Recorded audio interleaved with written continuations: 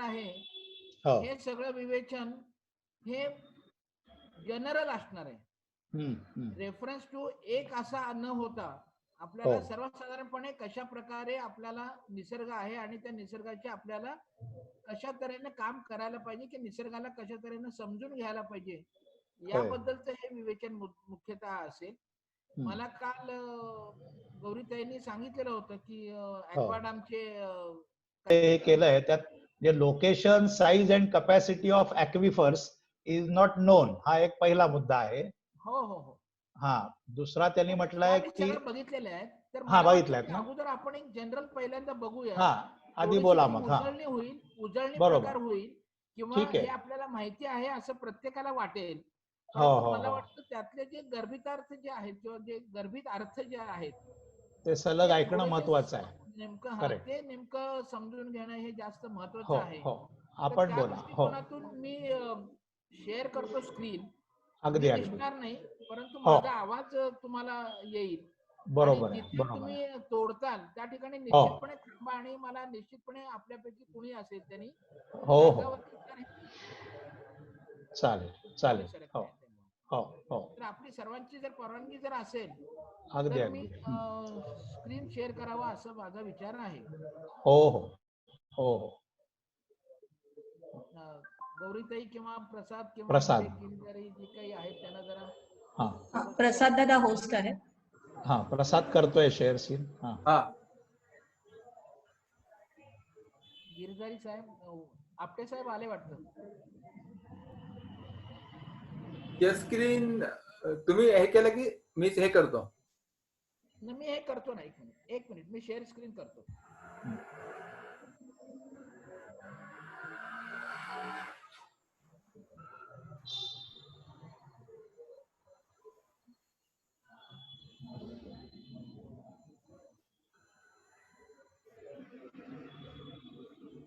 हा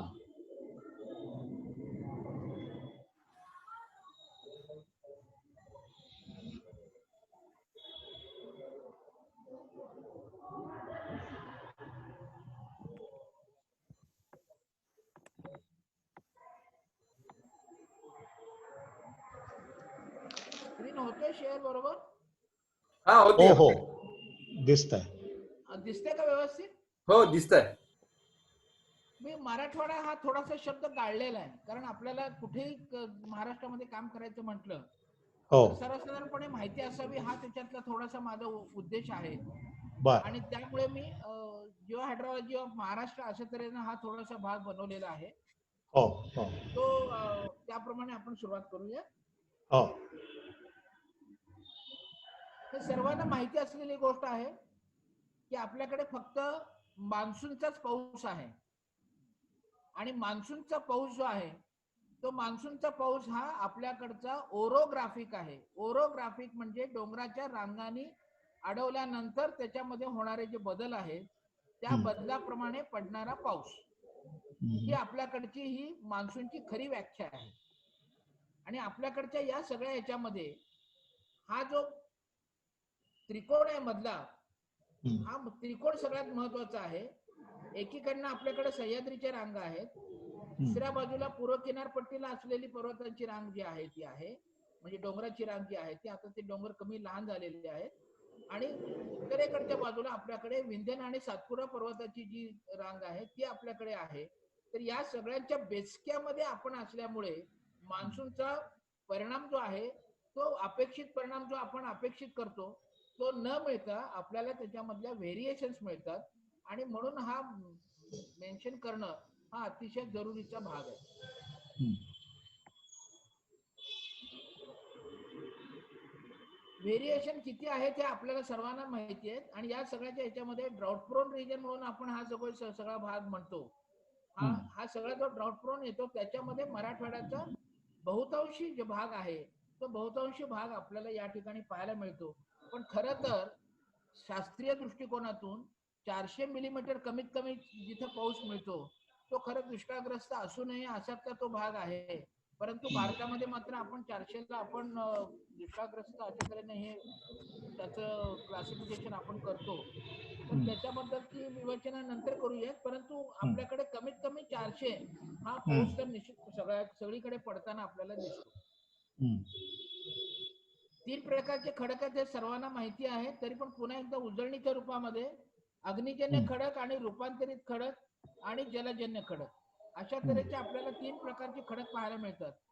तर त्यातला अग्निजन्य खडक आणि रूपांतरित खडक हे अतिशय कठीण आणि ज्याच्यामध्ये पाणी धरून राहणार नाही अशा तऱ्हेचे हे सगळे पाषाण ज्याला म्हणता येईल अशा तऱ्हेचे हे सगळे खडकाचा प्रकार आहे. आणि हा प्रकार संबंध पृथ्वीवरती, मी आता पृथ्वीवरती बोलतोय, संबंध पृथ्वीवरती हा जवळजवळ 92% जवळपास हा आहे. म्हणजे पाण्याची कमतरता काय आहे हे लक्षात घेण्यासारखी लक्षात घ्या. आपण सर्वजण म्हणतो की भूजल खूप आहे किंवा भूजलावरती आपण अवलंबून राहूयात, परंतु सगळं जग जे आहे ते त्याची जर आपल्याला पाहायला जर गेलं तर सर्वसाधारणपणे लक्षात येईल की खडकाचा जो प्रकार आहे सगळीकडे, त्या खडकाच्या प्रकारामध्ये जवळजवळ 92% खडक हा पाणी अजिबात त्याच्यामध्ये धरून न ठेवणारा अशा तऱ्हेचा खडक आपल्याकडे असल्यामुळे हा अशा तऱ्हेची ही रचना जी आहे, या रचनेतून आपण जे वेगवेगळ्या प्रकारचा त्याचा जो वापर करतो त्याच्यामध्ये बदल होताना दिसतो किंवा आपल्याला त्याच्यावरती स्ट्रेस आला असं आपण आज म्हणतोय. तर हे स्ट्रेस येण्याचं कारण जे आहे ती वेगळी वेगळी कारणं आपणच तयार केलेली आहेत आणि आपणच आता ती निस्तारायची आहेत. आता याच्यामध्ये हा भारताचा नकाशा मुद्दाम दिलेला आहे की ऐतिहासिक काळापासून जर बघायला गेलं तर हा तपकिरी रंगाचा जेवढा भाग आहे, प्रत्येकाला स्क्रीन दिसतोय का? हो दिसतोय, मला हो दिसतोय. दिसतोय सर, हो दिसतोय हो सर. दिसतंय दिसतंय. हो दिसतंय दिसतंय दिसतोय ना? हो आणि दिसतंय, आवाज माझा ऐकू येतोय सगळ्यांना? येतोय. येतोय येतोय. हो येतोय हा सर. ठीक आहे. हा तर जरा रिस्पॉन्स तुमचा राहिला म्हणजे मग मला मी नुसतंच हे बोलत नाही ना असं होईल. मला तेवढं नाही जरा येत. प्लीज हो हो मी कन्फर्म करतोय, कारण मला आता इथे कोणी दिसत नाहीये माझ्या स्क्रीनवरती. माझ्या स्क्रीनवरती फक्त माझ्या स्लाइड्स आहेत. बरोबर बरोबर. हा तेवढ्यासाठी. हो. तर हा एक लक्षात घ्या की मध्य भारतापासून, आता मध्य भारतापासूनचा जेव्हा आपण हा सगळा विचार करतो तेव्हा लक्षात घ्या की विंध्य पर्वतापासूनचा जो सगळा भाग आहे, त्या विंध्य पर्वत मागाशी दाखवलेला, त्या विंध्य पर्वतापासून ते अगदी कन्याकुमारी पर्यंत आणि गुजरात पासूनचा अगदी आसाम पर्यंत सगळा जो भाग आहे हा अतिशय कठीण अशा खडकांचा बनलेला आहे. आणि सगळे हे पुरातन खडक आहेत की ज्यांचं आयुष्य जे आहे ते साधारण 200 कोटी ते 250 कोटीच्या दरम्यान जातं. म्हणजे इतके हे जुने खडक आहेत आणि या जुन्या खडकांच्यामुळे आपल्याला हा आपला मध्य भारत आणि दक्षिण भारत हा पूर्णपणे उत्तर भारतापेक्षा वेगळा आहे. परंतु दुर्दैवाने आपल्याकडच्या सगळ्या पॉलिसी ज्या ठरतात त्या उत्तरेमध्ये ठरतात आणि या उत्तरेमध्ये ज्या ठरल्या जातात त्या तशाच पुढे राबवल्या जातात, खाली आणल्या जातात आणि वरती जे आहे वरती खडक पाहायला मिळत नाही, कठीण दगड पाहायला मिळत नाही. अशी ही गंगा यमुनेचं हे खोरं सगळं जे काही आहे आणि सतलज सिंधूचं खोरं जे आहे ते या बाजूला आहे, तर यांच्यामध्ये आपल्याला दगड पाहायला मिळत नाही आणि याच्यात आपल्याकडे इथे माती आणखीन वाळू पाहायला मिळण्याचं म्हणजे प्रमाण अतिशय कमी आहे.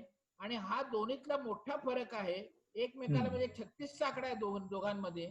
त्यामुळे इथे पाण्याची विपुलता भरपूर आहे आणि या ठिकाणी पाणीच आपल्याकडे नाही. आणि हे आपल्याला ऐतिहासिक काळापासून म्हणजे आपल्या ज्या माहिती असलेल्या गोष्टी इतिहासामध्ये लिहिलेल्या लिखित स्वरूपातल्या आहेत त्याच्या आधाराने आपल्याला सांगता येतं किंवा पाहता येतं की आपल्याला ह्या गोष्टी आपल्या पूर्वजांनी सुद्धा सहन केलेल्या आहेत आणि त्याच्यामध्ये सुद्धा अशा तऱ्हेनं संस्कृती सुद्धा नष्ट झालेली आहेत. अशा वेगवेगळ्या प्रकारच्या गोष्टी आपल्याला पाहायला मिळतात.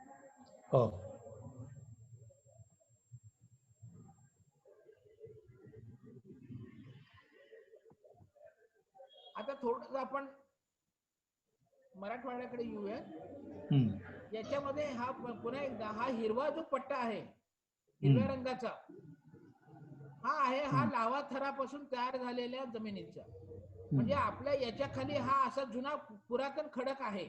हा तपकिरी रंगाचा जो खडक आहे हा तपकिरी रंगाचा खडक इथे या ठिकाणी जो दाखवलेला आहे तो सगळ्यातला पुरातन आहे. मी तुम्हाला सांगितलं 200 कोटीच्या साधारण 100 ते 200, 150 कोटी, 200 कोटी, काही ठिकाणी तो 220 कोटी वर्षापर्यंत जुना आहे. हो हा सगळा जो काही भाग आहे याच्यावरती टोपी असल्यासारखा हा आपला लावा रसापासून तयार झालेला हा आपल्याकडचा हा डेक्कन टॅप याला आपण म्हणतो. तर हा अच्छा. हिरव्या रंगाने दाखवलेला जो आहे तो. तर हम्म. याच्यामधला महत्वाचं म्हणजे हे टोपीसारखं आपल्याकडचं कव्हर असलेला हा भाग तयार झालेला आहे आणि ह्यात लावा रसाचे एका थरावरती थर निर्माण झालेले आहेत. हम्म. मग हे सगळे थर केव्हा निर्माण झालेले आहेत? तर हे थर साधारण 5 ते 6.5 कोटी वर्षापूर्वी तयार झालेले आहेत. हे मी सगळे आकडे कोटी वर्षामध्ये सांगतोय, लक्षात घ्या. हो हो 5 ते 6.5 कोटी वर्षाचा अंदाज हा इथं याचा या आपल्या खडकाचा आपल्या अवतीभोवती असलेले खडक जे आहेत ते हो. साधारण 5 ते 6 कोटी वर्षाचे जुने आहेत. तर आपल्या खाली थोडस आपण कर्नाटकात गेलो किंवा आंध्रामध्ये गेलो किंवा खाली केरळामध्ये गेलो किंवा तामिळनाडूमध्ये गेलो किंवा बंगालमध्ये आपण बघितलं तर आपल्याला लक्षात येईल की या ठिकाणचे किंवा ओरिसा मधल्या काही भागामधला हा सगळं जो काही खडक आहे, आंध्रामधला काही बाजूचा हा जो आहे तो, आणि इकडे राजस्थान आणखीन या भागामधला मध्य प्रदेश मधला सुद्धा, हे सगळे खडक साधारण 100 ते 200 कोटी वर्षाचे इतके जुने आहेत. आणि त्यामुळे यांची आणि आपली ही जरुरी किंवा त्यांच्या बरोबरची आपली बरोबरी होऊ शकत. या खडकाची एवढ्या कालावधीमध्ये म्हणजे एवढ्या कोट्यावधी वर्षामध्ये जी झीज झालेली आहे, त्या झीजेपासून जी वाळू तयार झालेली आहे, जी माती तयार झालेली आहे, जे गोटे तयार झालेले आहेत, हे सर्व खोलगट भागामध्ये जाऊन बसलेले आहेत आणि ते सुद्धा आता बघायला गेलं तर आपल्याला ते सपाटीकरण झाल्यासारखे झालेले आहेत.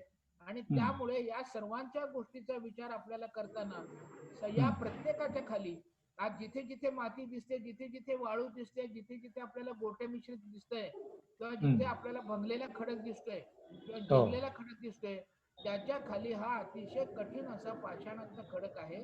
त्यामुळे ही गोष्ट लक्षात ठेवली पाहिजे की खाली पाणी कुठेही जात नाही, तर पाणी हे आहे हे फक्त वरच्या थरामध्ये आहे आणि वरचा थर हा काही ठिकाणी जवळजवळ नाही, शून्य असल्यासारखा, काही ठिकाणी खडकच उघडे पडलेले आहेत वरती आपल्याला दिसतात आणि काही ठिकाणी मात्र खोलगट भागामध्ये मात्र आपल्याला काही काही ठिकाणी 50-60 फुटापर्यंत हा दगड मिळत नाही आणि त्याच्या खाली मात्र आपल्याला दगड मिळतो. म्हणून आपल्याकडे पूर्वजांनी याच्यामध्ये जो भाग घेतलेला आहे की विहिरी खोदायच्या, हा विहिरी खोदण्याचा भाग म्हणजे या सगळ्या खडकामध्ये जे सांधी तयार झालेले आहेत किंवा त्याच्यामध्ये ज्या वेगवेगळ्या संधी निर्माण झालेल्या आहेत, जो जिरलेला खडक आहे, चुरलेला खडक आहे किंवा जिथे माती आहे, वाळू आहे, अशा खडकामधनं फक्त पाणी झिरपताना आपल्याला दिसून येतं आणि ते झिरपणारं पाणी थेंबा थेंबानी जे गोळा होतं ते विहिरीमध्ये साठवून बाहेर काढणं, वापरणं, हा खरा याच्या मागचा उद्देश हा आपल्याकडे आता पहिल्यापासूनचा आहे. एक लक्षात घ्या की आपल्याकडे पाण्याचं दुर्भिक्ष्य हे अगदी मध्य भारतापासून ते कन्याकुमारी पर्यंत आहे आणि तसंच गुजरात पासून हे आसाम पर्यंत आपल्याला सगळीकडे हे पाण्याचं दुर्भिक्ष्य आपल्याला हे पाहायला मिळेल. वरती या पाषाणाच्या खडकाच्या वरती माती, वाळू आणि ते दगडगोटे आहेत, यांचा थर किती आहे किंवा जिरलेला मुरलेला खडक किती आहे, मुरून झालेला खडक किती आहे, त्याच्यावरती फक्त पाण्याचं प्रमाण अवलंबून असतं आणि यालाच ऍक्विफर असं म्हटलं जातं. अर्थात याच्यामध्ये बारीक माती जर असेल तर ती माती पाणी शोषून घेते परंतु पाणी सोडत नाही, म्हणून त्याला तो ऍक्विफर नाहीये. तर त्यामुळे हे लक्षात घ्या की माती ही फक्त पिकापुरती मर्यादित आहे, शेतीपुरती मर्यादित आहे, परंतु त्याच्या खालचं असलेलं पाणी मात्र जे खडकातून वेगवेगळ्या रंध्रातून असलेलं, छिद्रातून असलेलं, वेगवेगळ्या कपारीतून जे सरकणारं जे पाणी आहे तेच फक्त पाणी आपल्याला आहे. आणि त्यामुळे पहिला मुद्दा लक्षात घ्या, ऍक्विफर मॅपिंग हा जेव्हा आपण प्रश्न काढतो त्यावेळेला याच्यातलं नेमकं हा झिजलेला खडक किती आहे, याच्यामध्ये भेगा किती आहेत, भेगाचं प्रमाण किती आहे, भेगाची खोली किती आहे, लांबी किती आहे, रुंदी किती आहे, त्याचं एकमेकाशी कनेक्शन आहे का हे आपल्याला माहिती नसतं. आपण ढोबळ मानाने हा ऍक्विफर आहे असं म्हणतो. ही ढोबळ मानाने केलेली ही संज्ञा आहे की ज्याच्यामध्ये पाणी धरून ठेवण्याची क्षमता आहे असा, किंवा ज्याच्यामधनं पाणी वहन करून नेण्याची शक्यता आहे असा. जे पाणी त्या ठिकाणी राहिलंच पाहिजे असं नाही, तर पाणी जाण्याची वाढ जरी त्याच्यामध्ये असली तरी सुद्धा त्याला आपण ऍक्विफर हा शब्द त्याला आपण वापरतो. फक्त याच्यामध्ये पोरॉसिटी आणि परमियाबिलिटी असे दोन शब्द वापरले जातात. पोरॉसिटी म्हणजे त्याच्यामध्ये असलेले छिद्रांचं प्रमाण, की ज्याच्यामुळे प्रत्येक छिद्रामध्ये जे पाणी असेल ते पाणी किंवा त्या छिद्राभोवती तयार झालेल्या ज्या वेगवेगळे सरफेस टेन्शनमुळे पाण्याचं जे कण त्याला लागलेले असतील, चिकटलेले असतील. पण हे असलं पाणी हे आपल्याला भूजल म्हणून उपयोगाचं होत नाही. तर हे फक्त पिकाच्या मुळांना फक्त हे उपयोगी पडतं, पिकासाठी ते उपयोगी पडतं. मातीमधलं पाणी हे भूजल नाही, हे पहिल्यांदा आपण महत्वाचं लक्षात घेऊया. माती संपृक्त झाल्यानंतर त्याच्यातून जर एखादा थेंबाने जर पाणी खाली जर जात असेल, खालच्या खडकाच्या भेगामधून ते जात असेल, खालच्या भेगाच्या कपारीमधून ते जात असेल, ते पुढे जायला त्याला जर वाट असेल, त्याला पुढे जर गेल्यानंतर तिथे कुठेतरी रिकामा तिथं छिद्र मोठं मिळत असेल किंवा त्याला जागा मिळत असेल, तर अशा ठिकाणी हे पाणी फक्त जमा होत गेलेलं आहे. आणि म्हणून आज आपल्याला जेव्हा बोरला पाणी लागतं तेव्हा अशा ठिकाणी अशा थेंबाने गेल्या लाखो वर्षामध्ये गेलेलं थेंबाचं पाणी हे त्या ठिकाणी जमा झालेलं आहे, जे आपण आज पंक्चर केल्यानंतर लगेच काढतो आणि अपेक्षा करतो की ते पुन्हा लगेच भरावं. तर ते भरणं कधीही शक्य नसतं. हे या ठिकाणी महत्वाची गोष्ट प्रत्येकाने लक्षात घेतली पाहिजे. दरवर्षी रिचार्ज होणारा जो भाग आहे तो फक्त पावसामुळे वरच्या पृष्ठभागापाशी असलेल्या माती मुरुम याच्याच भागामध्ये फक्त आपल्याला माती मुरुम असेल, वाळूचा थर असेल किंवा गोट्यांचा थर असेल किंवा मुरुमाचे तुकडे झालेला असेल किंवा खडकाचे भेगा असलेला असेल, भेगाळलेला खडक असेल, अशाच मधून फक्त पाणी पावसाचं झिरपताना आपल्याला दिसेल. त्याच्याशिवाय पाणी कुठेही असणार नाही. आणि हे प्रमाण प्रत्येक ठिकाणी व्यस्त आहे. एकाच भागात एकाच एकर मध्ये सुद्धा किंवा 100 फुटामध्ये सुद्धा हे प्रमाण वेगळं आहे. पण आपण गणितासाठी म्हणून हे कुठेतरी एकत्र आणण्याचा प्रयत्न करतो. 1% धरूयात, 2% धरूयात, 4% धरूयात, अशा तऱ्हेचा हा भाग करून आपण या ठिकाणी ऍक्विफर मॅपिंग हा शब्द या ठिकाणी वापरला जातो.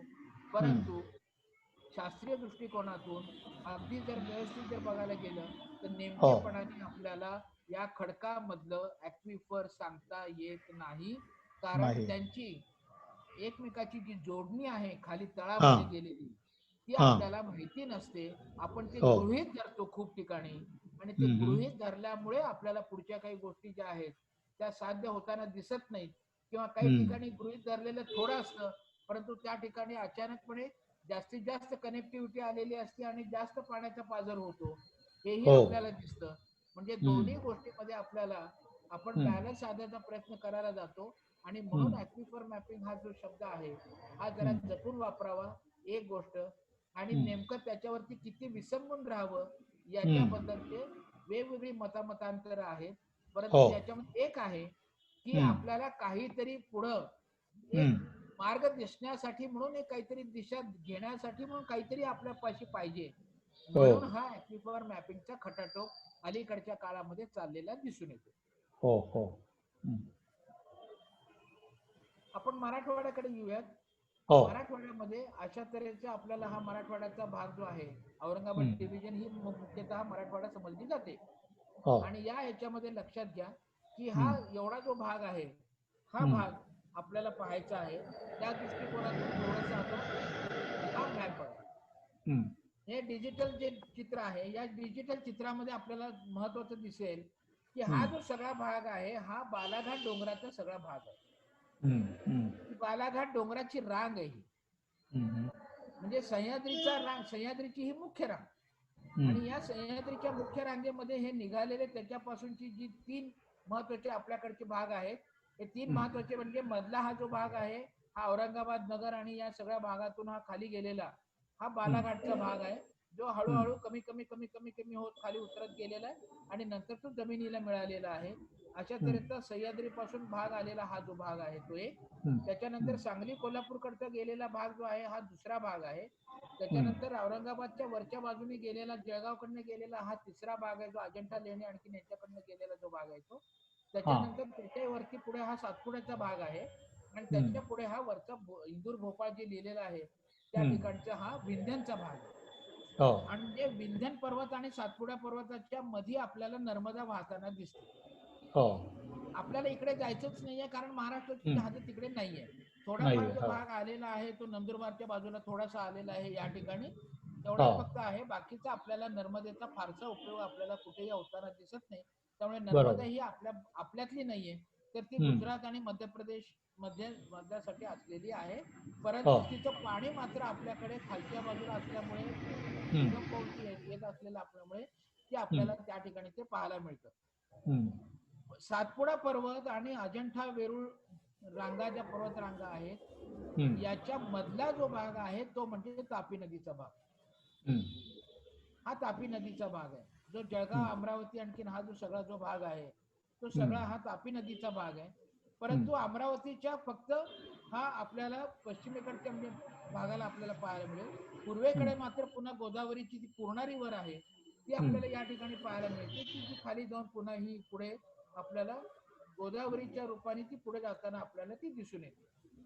तर हा औरंगाबादचा जो भाग आहे त्या औरंगाबादच्या बाजूने हा मधल्या भागामध्ये म्हणजे थोडक्यात गोदावरी नदी ही इथेच आहे, याच बालाघाट मध्येच असलेली दरी मध्ये आहे आणि ती उंचावर असल्यामुळे तुम्हाला या ठिकाणी किंवा आपल्याला या ठिकाणी हा सगळा पठारी भाग जो आहे, खरा हा डोंगर आहे पण या डोंगरावरचा जो पठारी भाग आहे त्याच्यावरती या गोदावरी नदीनं कोरलेलं जेवढी ही व्हॅली आहे, जेवढी जी दरी आहे तेवढ्या दरीमध्ये आपल्याला हा फक्त गोदावरी नदी वाहताना दिसते. आणि ही गोदावरी नदी वाहताना आपल्याला या ठिकाणी खाली संबंध कठीण पाषाणाचा सगळा जो भाग आहे तो आपल्याला सगळा कठीण पाषाणाचा भाग या ठिकाणी पाहायला मिळतो. त्यामुळे औरंगाबाद आणखीन अजिंठा आणि वेरूळ ही सगळी उंचावरची आहेत. तसंच संबंध मराठवाडा हा सगळा उंचावरचा आहे. काही जी गावं आणखीन काही जी आहेत ती फक्त आपल्याला मधल्या भागामध्ये पाहायला मिळतात. आणि बालाघाटच्या पुन्हा दक्षिणेकडे आल्यानंतर आपल्याला भीमा नदीचं खोरं पाहायला मिळतं आणि ह्या भीमा नदीचं खोरं मोठं आहे आणि या भीमा नदीला पुन्हा ही भीमा नदीचं खोरं मोठं आहे आणि कृष्णा नदीचं खोरं आहे ते या आपल्याला सांगली नंतरचा जो भाग आहे त्याच्यामध्ये आपल्याला हे महादेवाचे डोंगर म्हटले जातात ते ना, त्या महादेवाच्या डोंगरामधल्या बाजूला आपल्याला हे पाहायला मिळतं.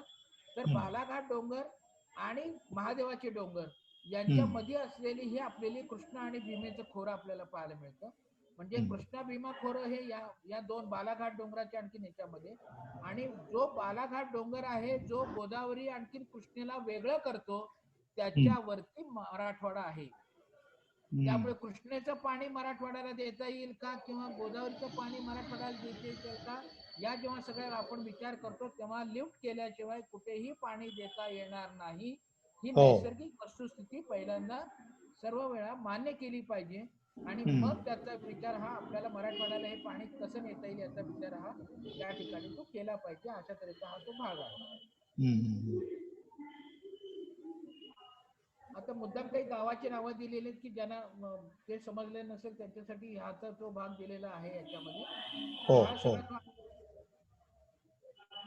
सगळा हा सगळा तापी नदीचा भाग आहे. तो पिवळा हा थोडासा डोंगर भाग असलेला किंवा सपाट भाग असलेला अशातरचा भाग आहे आणि जास्त उंचावरचे डोंगर रांगा असलेला मात्र हा जो भाग आहे तो हा नाशिक, औरंगाबाद, जालना, नांदेडचा भाग, पण तो नांदेड परभणीचा भाग आल्यानंतर हा पुन्हा गोदावरीच्या खोऱ्यामध्ये येतो. तर अशा तऱ्हेने हा नाशिकचा सिन्नर, कोपरगाव, श्रीरामपूर अशा तऱ्हेची ही नदी वाहत जाते, तसं तो आपल्याला पाहायला मिळतो. त्यामुळे नगर सुद्धा वरच्या बाजूला आहे आणि नगरचा सुद्धा भाग आहे तो नगरकडचं पाणी पुन्हा तिकडे जाताना दिसतं. नगरवरनं जे बालाघाटचे डोंगर जे येतात ते बालाघाटचे डोंगर या बीड, लातूर, उदगीर या संबंध भागामध्ये हे असे गेलेलं हे टेंटॅकल आहे. म्हणजे हा सह्याद्रीचा हा सरकता जो काही हा कडा आहे, हा कडा जो उतरत खाली गेलेला आहे, या कडावरती जी पठारी भाग झालेला आहे या पठारावरती मराठवाडा आहे, हे सगळ्यात महत्वाची गोष्ट आहे. आणि त्यामुळे या भागामध्ये जो काही आपल्याला पाऊस मान्सून असेल सगळ्या ज्या गोष्टी असतील यांचे मिळण्याचं प्रमाण थोडंफार सगळ्यांपेक्षा बरं असण्याचं कारण आणि काही वेळेला अजिबात न मिळण्याचं कारण हे सगळ्या डोंगर रांगा ज्या आहेत त्या वेड्या वाकड्या तऱ्हेनं आपल्याला ह्या पाऊस अडवताना आणखी त्याच्यातून तो सोडताना दिसतात आणि त्यामुळे याच्यामध्ये या वेगळ्या व्हेरिएशन मान्सूनच्या अर्थात आता हा माझा विषय नाहीये त्यामुळे याच्यावरती मी आता जास्त बोलत नाहीये पण तू लक्षात घ्या की सबंध मराठवाडा आहे की मगाशी दाखवलेला जो निळाचा भाग होता तो असा आहे. हा म्हणजे बीड अंबाजोगाई हे आता आपल्याला तिथले लोक नेमका पूर्णपणे परंतु काही भाग हा भीमेचा येतो आणि काही भाग हा गोदावरीचा म्हणजे मांजरा नदीचा जो काही भाग आहे तो भाग येतो आणि त्यामुळे आपल्याला या त्यांच्या डोंगराच्या पायथ्याकडच्या भागामध्ये थोडंफार पाणी आपल्याला या ठिकाणी पाहायला मिळतं परंतु उर्वरित मराठवाडा जो आहे तो पठारी भागात जरी असला तरी या पठारी भागामध्ये हे सर्व उंचावरती असल्यामुळे यांना देणार कुणी नाही. आता मी या जिओलॉजीच्या भाषेत बोलतो. आपल्याला जर कोणाकडनं जर पाणी हवं असेल तर कुणीतरी उंचावर पाहिजे आपल्यापेक्षा. आपल्यापेक्षा उंचावर असेल तर तो उताराने म्हणजे भूपृष्ठावरनं पाणी वाहत येणार आणि किंवा भूपृष्ठाच्या खालून थोड्याफार प्रमाणामध्ये पाणी वाहत येणं आणि ते आपल्याला मिळणं. पण परिस्थिती अशी आहे की मराठवाडा हा स्वतः उंचावर आहे. तुम्ही दानी आहात, तुम्हीच कृष्णेमध्ये म्हणजे भीमेमध्ये आणि तुम्हीच गोदावरीला पाणी देताय.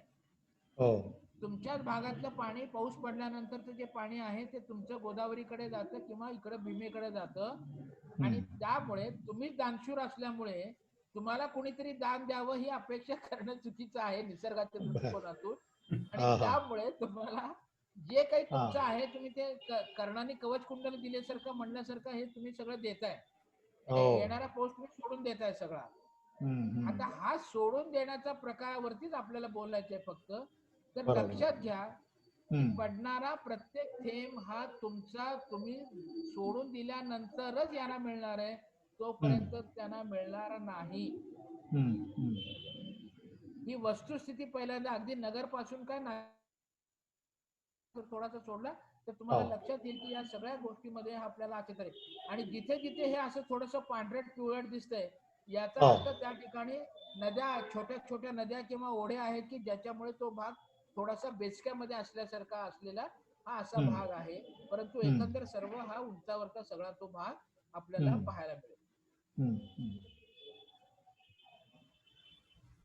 आपल्याकडे असे लावा थराचे एका थरावरती थर आहेत जे आपल्याला खंडाळ्याच्या घाटामध्ये कर्जतच्या घाटामध्ये मांजरसुंबा घाटामध्ये आपल्याला हे सगळे पाहायला मिळतात. मांजरसुंबाच्या घाटामध्ये परळीच्या घाटामध्ये कुठल्याही घाटामध्ये बालाघाटच्या डोंगरामध्ये आंबेजोगाईच्या कडे जाताना सुद्धा म्हणजे मी मुद्दाम सांगतोय उस्मानाबाद कडे जाताना हे आपल्याला अशी डोंगराकडे जर लक्ष गेलं एवढे थर दिसणार नाहीत परंतु याच्यातले काही थर आपल्याला मात्र निश्चितपणे दिसतील. परंतु मुंबईकडे जाताना मात्र आपण अगदी समुद्र किनाऱ्याकडे जात असल्यामुळे त्या ठिकाणी आपल्याला अतिशय जास्त खोली असलेले अशा तऱ्हेचे थर. आता यांचं वैशिष्ट्य लक्षात घ्या हे जिन्याच्या पायरीसारखे असलेले थर आहेत. म्हणजे वरती हे निमुळते होत गेलेले असतात आणि खाली त्यांचा जाड थर पाहायला आपल्याला मिळतो. म्हणून जिना जसा चढत जातो आपण तसं त्याप्रमाणे हे पर्वत आपण चढत जातो. याला कारण याच्यामध्ये लावा रसाचे थरावरती थर आलेले आहेत आणि हे जे थर आहेत या थराची जाडी काही ठिकाणी काही मीटर आहे तर काही ठिकाणी काही 100 मीटर आहे आणि काही 100 मीटरची जाडी जी ज्या ठिकाणी असेल त्या ठिकाणी तुम्हाला पाणी आत जाताना दिसणार नाही. उदाहरणार्थ या ठिकाणी मी बोट लावते लक्षात येते का दिसतंय का? नाही बोट नाही दिसत आहे. चित्र दिसतंय पण बाकी कर्सर हलत नाहीये कुठे. हा कर्सर दिसतोय. हा आता दिसायला लागला. आता दिसायला लागला. हा हा दिसतोय का आता? हो थर आहे लावाचा. हा लावाचा एक थर आहे. हा खाली हे गेलेला हा थोडासा त्याचा थराचा जो भाग आहे तोच आहे की ज्याच्यामध्ये थोडस मऊपणा असल्यामुळे हा जास्त झिजलेला आहे आणि हा झिजला नाहीये हा खडा आहे. जिथे खडा असतो तिथे याचा अर्थ त्याची झीज होत नाही तो कठीण भाग आहे.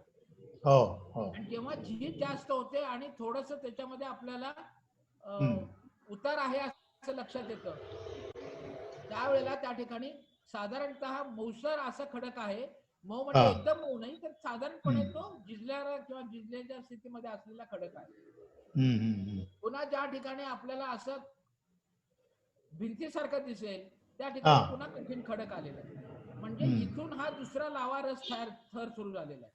म्हणजे याच्या वरती हा सगळा जो थर आहे हा एक थर आहे. आता या ठिकाणी जरा इमॅजिन करा थोडस की या ठिकाणी तुमचा मराठवाडा आहे. मी कर्सर फिरताना दिसतोय का? होय होय दिसतोय. हा. सगळ्यांना दिसतोय का? दिसतंय दिसतंय दिसतंय. गौरी गौरी हो सर दिसतोय. हो, हो सर दिसतोय. दिसतोय दिसतोय. हा, मग हे लक्षात घ्या, या ठिकाणी मराठवाडा आहे इथे, आणि ह्या ठिकाणी मराठवाडा असल्यानंतर याच्या ठिकाणी लक्षात घ्या याच्यावरती पुन्हा काही आहे का द्यायला तुम्हाला कोणी? जो पडणारा पाऊस आहे तोच फक्त तुम्हाला, पण तुम्ही याच्यातनं काय होतं, ग्रॅव्हिटीमुळे हे सगळं पुन्हा खाली निघून जातं आणि अशा तऱ्हेने हे खाली या ठिकाणी नद्या तयार होतात. खाली पूर्णपणे सगळीकडचं पाणी गोळा होऊन हे सगळे धबधबे,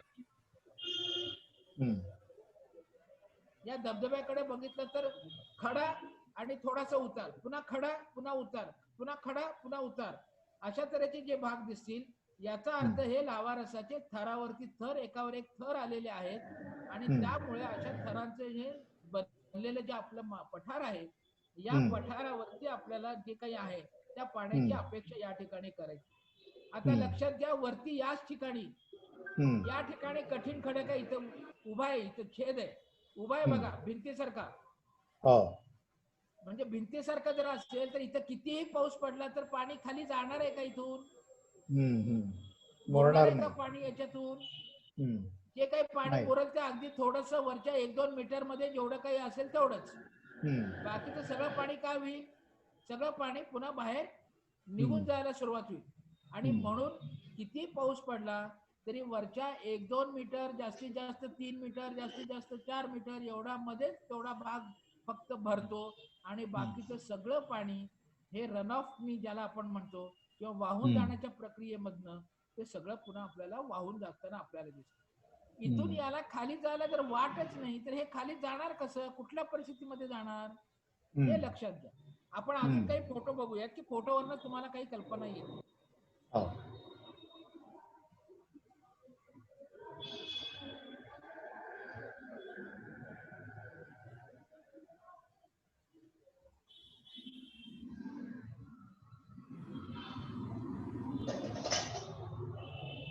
एक लक्षात घ्या, झिजलेल्या खडकाचा जो भाग आहे त्याच्यामध्येच आपल्याला फक्त, मी आता ही आपण बघितली, याच्यामध्ये पाणी कुठे असेल तर पाणी फक्त वरच्या थरामध्ये असेल. वरचा थर म्हणजे नेमका कसा, तर हा थोडासा मोठा करून दाखवलेला हे पिक्चर आहे की याच्यामध्ये आपल्याला अशा तऱ्हेनं या झोन मध्ये जिथे वाळू असेल, जिथे माती असेल, जिथे मुरुम असेल, अशा मध्ये हे पाणी आपल्याला फक्त झिरपताना आपल्याला दिसून येईल. आणि हे सगळं झिरपलेलं जे पाणी आहे हे झिरपलेलं पाणी हळूहळू खालच्या छिद्रातून किंवा खालच्या अशा या ज्या भेगा असतात या भेगातून खाली खाली जाताना दिसतात.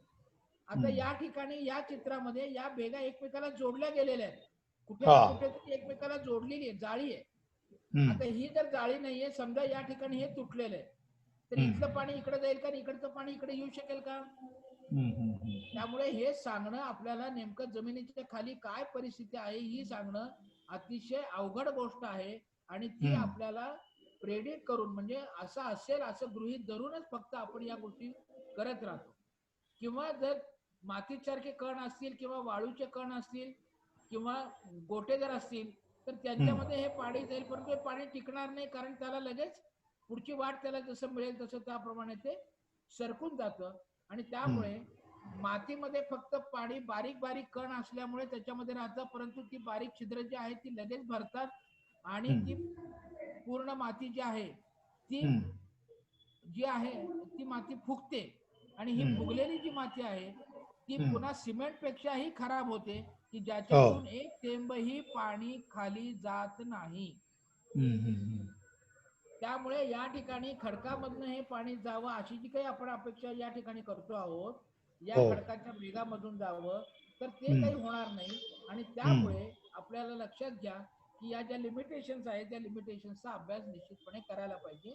बरोबर. परंतु झाडी येण्यासाठी किंवा शेती करण्यासाठी आपल्याला अडचण काही नाही, कारण वरच्या भागामध्ये हे आपल्याला अशा तऱ्हेनं जे पाणी पडतं आणि जे पाणी धरून ठेवलं जातं आणि जे पाणी मुळांना घेता येतं असं पाणी या मातीमध्ये साठत असल्यामुळे या मातीच्या आधाराने आपल्याला दिसतात, त्याची झुडपं आलेली दिसतात किंवा झाडं आलेली आपल्याला दिसतात.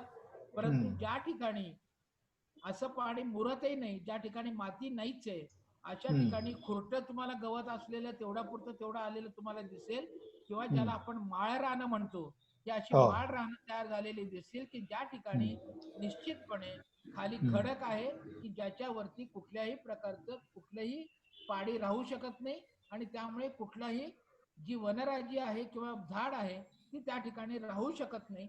हे म्हणून त्याला आपण माळ रान हा त्याच्यामध्ये शब्द वापरलेला असतो.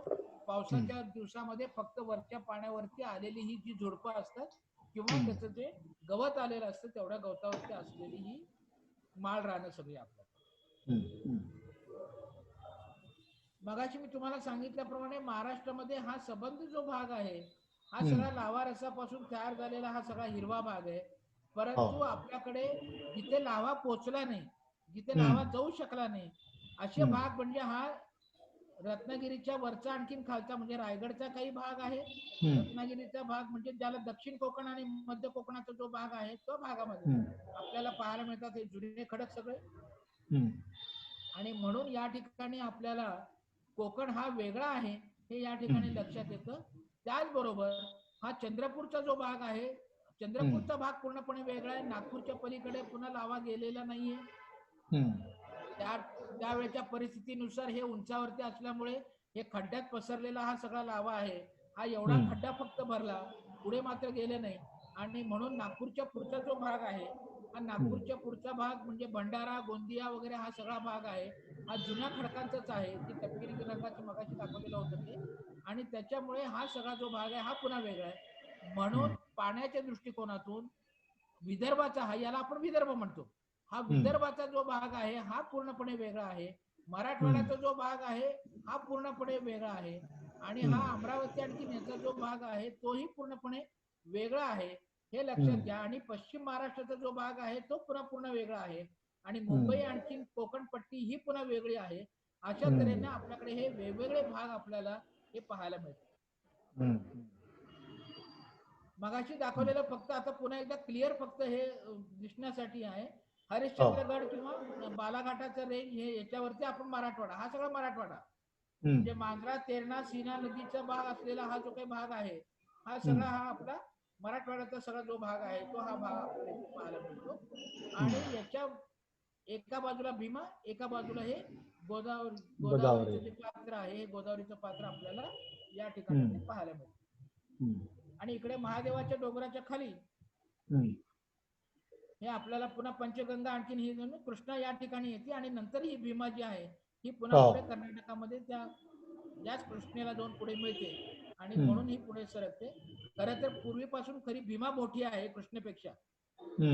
भीमेचं खोरं फार मोठं आहे कृष्णेपेक्षा.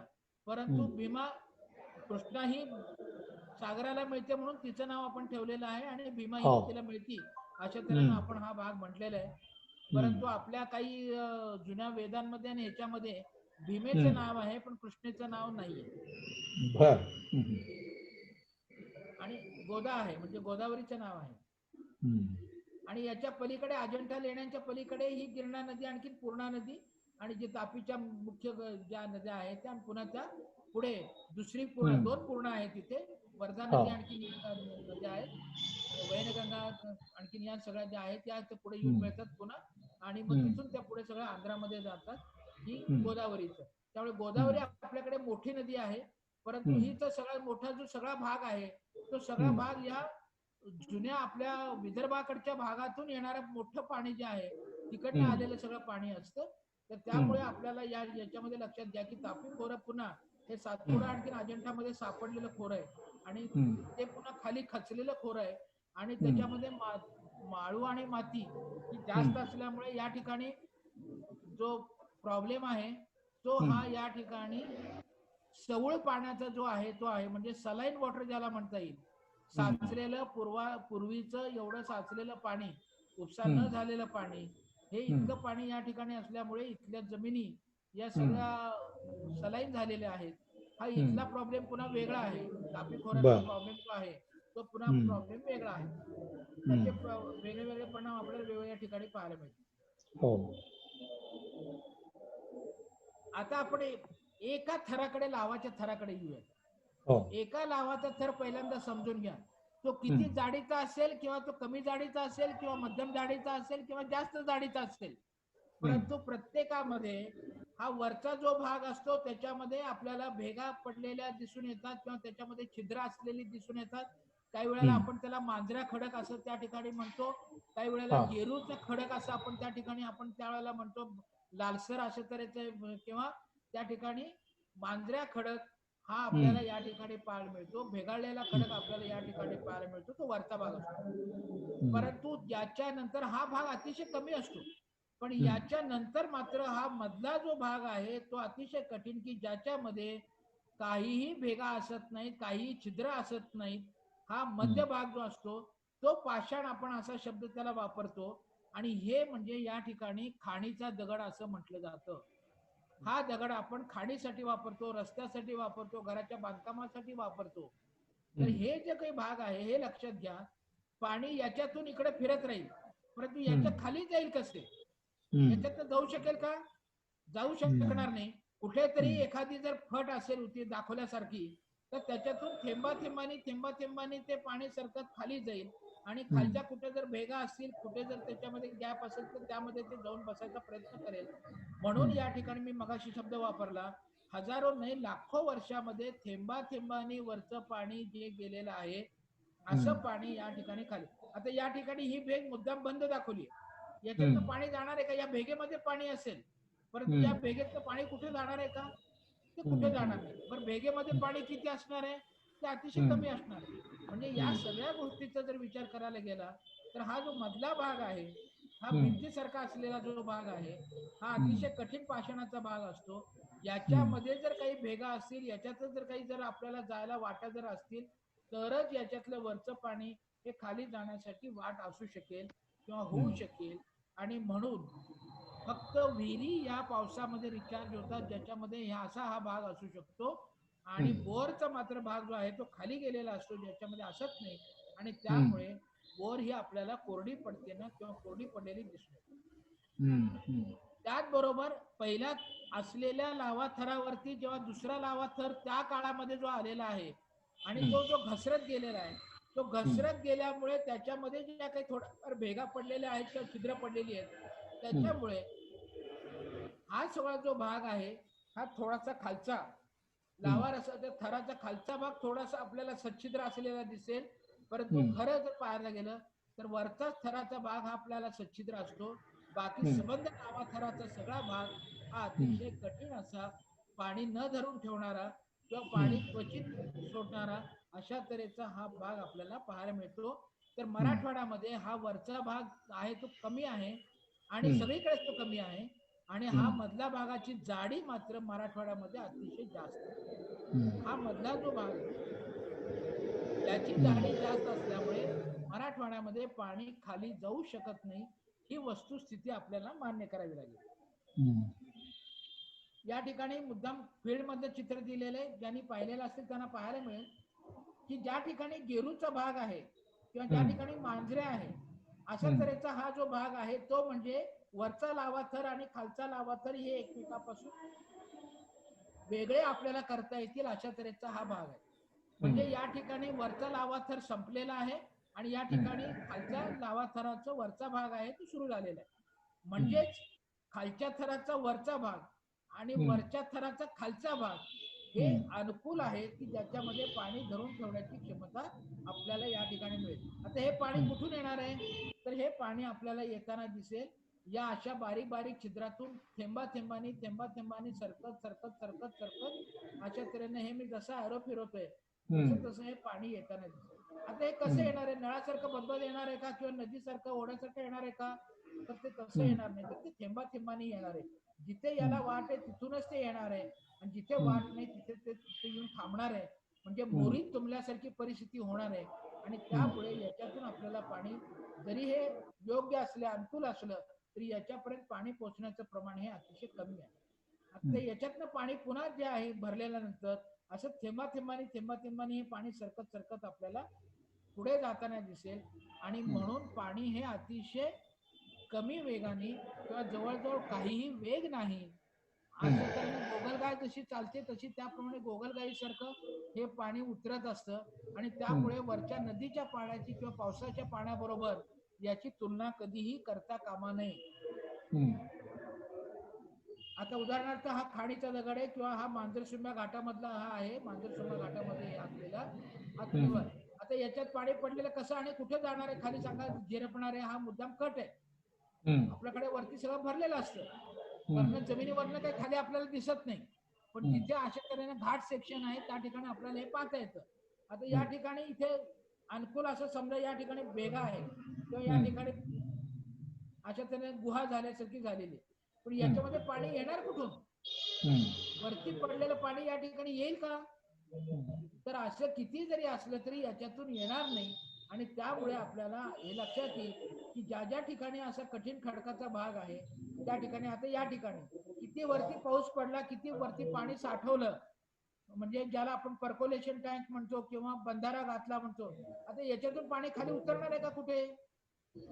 हा हिप्परगा तलाव जो आहे सोलापूरचा, त्याच्या बाजूच्या या खाडीचा भाग जो आहे तिथे, त्यामुळे हिप्परगा तलावामध्ये साठलेल्या पाण्याचा एक थेंबाचा फायदा सुद्धा खालच्या शेतकऱ्यांना होत नाही, खालच्या शेतकऱ्यांच्या विहिरीनं होत नाही. मग काय, साठलेलं जे पाणी आहे त्याचा वापर करणे हा त्याच्यातला जो मार्ग आहे.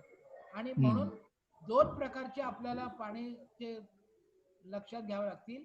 एक इरिगेशन टँक म्हणजे हा पाणी साठवण्याचा तलाव, आणि दुसरा म्हणजे पर्कोलेशन टँक, ज्याच्यामध्ये पाणी साठलं की ते त्या भेगामधून खाली सरकायला सुरुवात होती. आणि एक दोन महिन्याने किंवा काही वेळेला भरभर जात असेल तर एक दोन आठवड्यामध्ये ते पाणी आपल्याला संपलेलं त्या ठिकाणचं दिसून येतं. अशी जेव्हा परिस्थिती असेल तेव्हा त्याला आपण पाझर तलाव म्हणतो किंवा पर्कोलेशन टँक म्हणतो. परंतु ज्या ठिकाणी एकही थेंब पाणी खाली जात नाही अशा ठिकाणी मात्र आपण त्याला इरिगेशन टँक म्हणतो किंवा साठवण तलाव म्हणतो. तर मराठवाडा हा साठवण तलावाच्या लायकीचा आहे. संबंध मराठवाडा हा असा आहे, वरती तुम्ही शेती करता परंतु खाली जर बघितलं तर भूगर्भामध्ये अशा तऱ्हेचे त्याच्यामध्ये दगड असलेले आपल्याला दिसून येते. काही ठिकाणी विहिरी खोदलेल्या शेतकऱ्यांनी, परंतु नुसतं लाखो रुपये घालून त्याच्यातनं दगड बाजूला काढला, पण त्याच्यातनं पुन्हा एक टिपूस पाणी येताना आपल्याला दिसणार नाही. फक्त पावसाळ्यामध्ये हे गच्च भरताना दिसेल. आणि भरलेली जी रांजण जसा भरतो किंवा गागर जशी भरती तशी ओव्हरफ्लो कशी होती तशा या विहिरी मोठ्या जरी खोल केलेल्या असल्या तरी सुद्धा फक्त वाहून जाताना आपल्याला चांगला पाऊस पडला तरी दिसतील. अशा वाहणाऱ्या विहिरी म्हणजे दुष्काळाचं लक्षण. विहीर कधीही वाहता उपयोगाची नाही. विहीर जर वाहिली याचा अर्थ ती फक्त साठवण झालेली आहे, तो खड्डा रांजण सारखा भरलेला आहे, ही याच्यातली महत्वाची गोष्ट लक्षात. काही ठिकाणी जेव्हा नदीच्या आजूबाजूला जेव्हा माण असतो तेव्हा हा माण किंवा आपल्याला काही वेळेला अशा तऱ्हेने क्षाराची आपल्याला खडक किंवा चुनखड जमा झालेली दिसून येते. याचा अर्थ चुनखड ज्या ठिकाणी आलेली आहे याचा अर्थ त्या ठिकाणी कधी काळी पाणी फिरत होतं, पण आता हे सगळ्या जागा बंद झालेल्या आहेत आणि आता याच्यातून पाणी फिरणार नाही. आणि त्यामुळे या ठिकाणी अशी चुनखड जिथं आहे तिथं पाणी लागतं म्हणून शेतकरी खोदत बसतो, परंतु त्या ठिकाणी पाणी लागत नाही. तर ही महत्वाची गोष्ट या ठिकाणी लक्षात घ्या. कधी काळी या ठिकाणी पाणी होतं आणि म्हणून याच्यातून ह्या पाण्यामध्ये जे मुरलेले किंवा झिजलेले किंवा जे त्याच्यामध्ये गेलेले जे क्षार होते या क्षारापासून ही चुनखड तयार झालेली असते. आणि म्हणून मध्ये मध्ये ज्या गॅप असतील तेवढ्या गॅप मधनं थेंबा थेंबाने पाणी येताना आपल्याला अशा प्रकारे दिसून येतं. किंवा जेव्हा माण आहे असं म्हणतो तेव्हा माणामधले जे वेगळे वेगळे प्रकार आहेत याच्यात जर गोटे नसतील, बारीक जर सिल्ट जर असेल, बारीक मातीची कण जर असतील, बारीक वाळूची कण जर असतील तर त्यांचं कॉम्पॅक्शन जास्त झालेलं असतं आणि त्याच्यातूनही पाणी जात नाही. आणि त्यामुळे आपल्याला जोपर्यंत पुन्हा खडकाचा भाग लागत नाही तोपर्यंत याच्यातून पाणी येताना दिसत नाही. फक्त पावसाळ्यामध्ये मात्र थेंबा थेंबाने पाणी जमा झालेलं आपल्याला या ठिकाणी सर्वांच्या ठिकाणी दिसून येतं. असे सगळे प्रकार आपल्याला मराठवाड्यामध्ये पाहायला मिळतात. हम्म. हे गोदावरीचं पात्र किंवा इतर ओढ्यामध्ये किंवा इतर नदीमध्ये सुद्धा तुम्ही पाहायला मिळतात. याच्यातून कुठे पाणी, अगदी नदी फुल वाहायला लागलेली आहे, पूर आलेला आहे, याच्यातून पाणी कुठे आणि कसं जावं एवढं सांगा मला फक्त. तुम्ही चित्र बघताय, याच्यामध्ये मी इथे बंधारा घातला, इथे अडवलं तर काय होईल? पाणी मुरणार आहे का खाली कुठे? पाणी मुरण्याची शक्यता आहे का कुठे? नाही नाही. हे कोरडं नाही, पडलेलं अजिबात नाही. गोदावरीचं पात्र आहे. हे कोरडं पडलेलं गोदावरीचं पात्र आहे याचा. आणि म्हणून आपल्याकडच्या ज्या नद्या आहेत या उथळ आहेत सगळ्या. कारण एकदा उथळ नदीचा अर्थ ते कठीण पाषाणाला जाऊन पोचलेली नदी. आणि जेव्हा उथळ नदी आहे, उथळ जो भाग आहे, या उथळेचा अर्थ या ठिकाणी लांबवर पसरताना आपल्याला दिसेल पाणी, परंतु ऍक्च्युअली ते पाणी खाली जाताना आपल्याला दिसणार नाही. याचं भूजल आपल्याला होताना दिसणार नाही.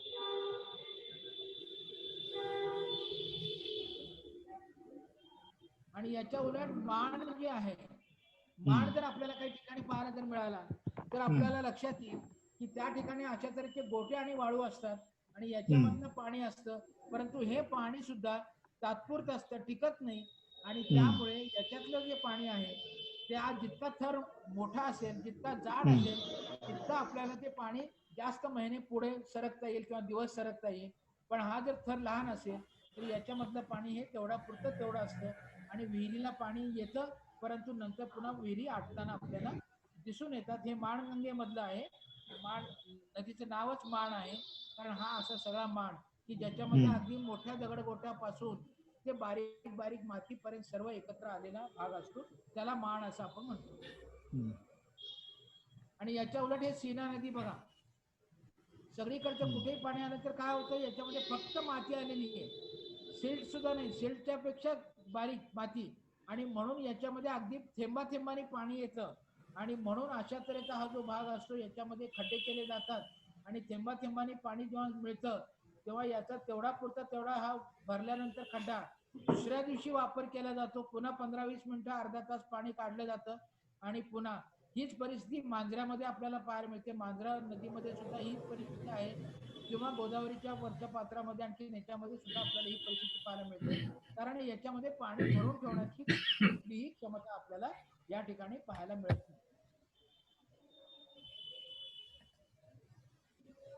हा पुन्हा लक्षात घ्या प्रकार, मुद्दाम इथे या ठिकाणी वेगळ्या प्रकारे दाखवलेला आहे. ही वरती शेती, मराठवाडा शेतीसाठी ऊसाची शेतीसाठी प्रसिद्ध आहे. हे उजनी डॅमचं खरं तर चित्र आहे, परंतु तुम्हाला कळण्यासाठी इथे वरती आपण शेती करतोय कशाच्या जोरावर, या पाण्याच्या जोरावर. पण तू या ठिकाणी पाणी कुठे वरती आहे का? पाणी काही इथून कुठे नाही. याच्यातून थेंबा थेंबाने गेलेलं पाणी या ज्या ठिकाणी हा खडक आणखी ही माती या ठिकाणी जिथं ज्या ठिकाणी आहे सांधलेली आहे, याच्यातून पाणी येताना आपल्याला थेंबा थेंबाने दिसतं. म्हणजे लक्षात घ्या, पाणी थेंबा थेंबानी जमा होतं. मी पुन्हा पुन्हा सांगतोय, पाणी थेंबा थेंबानी जमा होतं आणि अपेक्षा आपली असते की ते पाणी आपल्याला जास्तीत जास्त टिकावं आणि जास्तीत जास्त पाणी या ठिकाणी यावं. ही गोष्ट कधी शक्य होत नाही.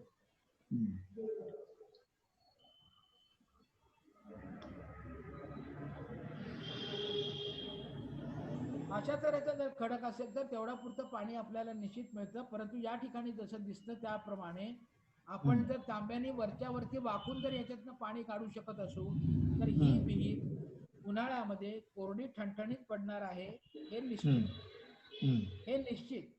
हे आतापुरतं फक्त पाणी आहे, भरलेला रांजणासारखा हा भाग आहे आणि याच्यातून पाणी पुढे सरकायला वाव आहे. हे याच्यातल्या भेगा बघा, या भेगामधून हे पाणी जे आहे हे पाणी आजूबाजूला सगळीकडे सरकतं आणि त्यामुळे आजूबाजूच्या विहिरी सुद्धा आपल्याला, म्हणजे एकूण तो सगळा भाग आहे, तो सगळा भाग आपल्याला संपृक्त झालेला दिसून येतो जेव्हा पाऊस येतो तेव्हा, किंवा एखादा कॅनॉल सुटलेला असेल त्यावेळेला त्या भरतात. परंतु कॅनॉल आटला किंवा कॅनॉल नाही गेला आणि पाऊस नाही आला तर आपल्याला निश्चितपणे ह्या पुन्हा आटलेल्या आपल्याला दिसून येतात. अशा तऱ्हेचं जे आहे हे पाणी सोडण्यासाठी, म्हणजे पाणी वहन करण्यासाठी आणि पाणी धरून ठेवण्यासाठी दोन्ही प्रकारे आपल्याला याचा उपयोग होताना आपल्याला दिसून येतो. हा जो भाग आहे बालाघाटच्या याच्यामध्ये, हा सगळा ही सगळी रबड ज्याला आपण म्हणतो तशा तऱ्हेने ह्या दगडगोटे आलेले आहेत वरचे सगळे. या सगळ्या वान नदीमध्ये दाखवलेलं आहे. हा अंबेजोगाईचे शेजारी आहे, अंबेजोगाईकर प्रसाद, लक्ष ठेवा. हा वान नदीच्या ह्याच्यामध्ये केलेला आहे. आता इथे हा प्रयोग केलेला आहे, मानवलोकनी केलेला आहे. मानवलोक प्रसिद्ध आहे अंबेजोगाईमध्ये काम करायला. तर त्यांनी हा जो भाग केलेला आहे त्याच्यामध्ये हे काढलेलं आहे की याच्यामध्ये तेवढा पुरता बॉक्स केल्यासारखा केलाय आणि तिथे पाणी साठवलेलं आहे. परंतु याचा उपयोग होत नाही, कारण पुढच्या वेळेला जेव्हा जादा पाणी येईल तेव्हा ते पुन्हा हे सगळं जे काही आहे वाहून त्याच्यामध्ये जाऊन बसतं. म्हणजे दरवर्षी पुन्हा हे दरवेळेला उकरणं आणि त्याच्यातून येणारं थेंबाथेंबाचं पाणी वापरणं हा त्याच्यातला तो भाग आहे. म्हणून त्यांना सांगितलं होतं की याच्यातलं अंतर वाढवा एक गोष्ट, आणि याच्यामध्ये अलीकडच्या बाजूला असे मोठे बंधारे घातल्यासारखे साधारण 1 ते 2 फुटाचे उंचीचे घाला, म्हणजे याच्यातलं पाणी थोडंसं जास्त काळ टिकून राहील अशा तऱ्हेचा सल्ला दिलेला होता. परंतु हे कायम पाणी टिकेल अशा तऱ्हेची ही गोष्ट नाही, हे त्यांना सांगण्यात आलं. अशा तऱ्हेचे आता आजकाल आपण हे सगळ्या गोष्टी करतो, हे बालाघाटच्या डोंगरामध्ये आपल्याला अशा तऱ्हेच्या या गोष्टी केलेल्या आहेत. परंतु याच्यामुळे फार मोठं पाणी साठलेलं आहे आणि पाण्यात जमा झालेलं आहे असं आपल्याला पाहायला मिळणार नाही. कारण शेवटी ह्याच्यातून हे इथे येऊन थांबल्यानंतर खाली हा दगड आहे आणि म्हणून इथे संपलेलं इथे नदी किंवा ओढा आहे. आणि या ठिकाणी या कठीण पाषाणाला धरून पाणी येतं आणि याच्यातून आपल्याला थोडं थेंब पाणी जे येताना दिसेल किंवा वरच्या भागामध्ये मोठा पाऊस झालेला असेल आणि जास्त पाणी जिरलेलं असेल तर झऱ्याच्या रूपामध्ये सुद्धा काही ठिकाणी काही गावातून येताना आपल्याला दिसून येईल. तर अशा तऱ्हेचा हा भाग जो आहे हा आपल्याला अशा तऱ्हेचं त्यातल्या त्यात अनुकूल असं म्हणता येईल.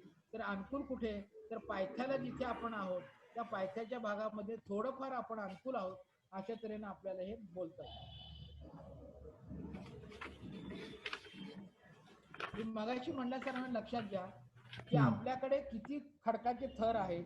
आपल्याकडचा लावा थर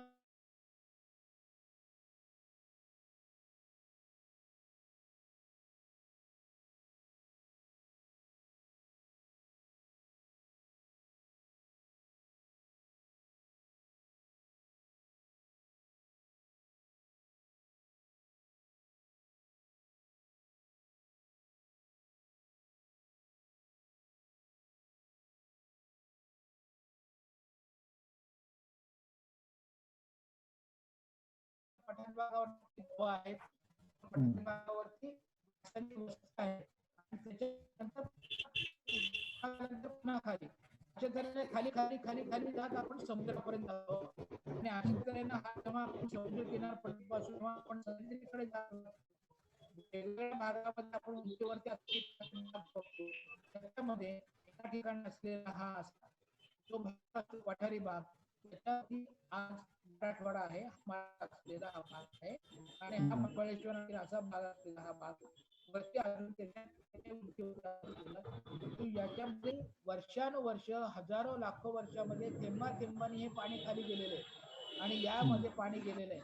आणि आज जेव्हा आपण या ठिकाणी बोर करतो तेव्हा हे पहिला थर लागला, दुसरा थर लागला, तिसरा थर लागला करून जेव्हा 300 फुटाला 400 फुटाला 600 फुटाला जेव्हा म्हणतो तेव्हा याचा सोर्स जो असतो तो असा कुठेतरी उंचावरती असतो.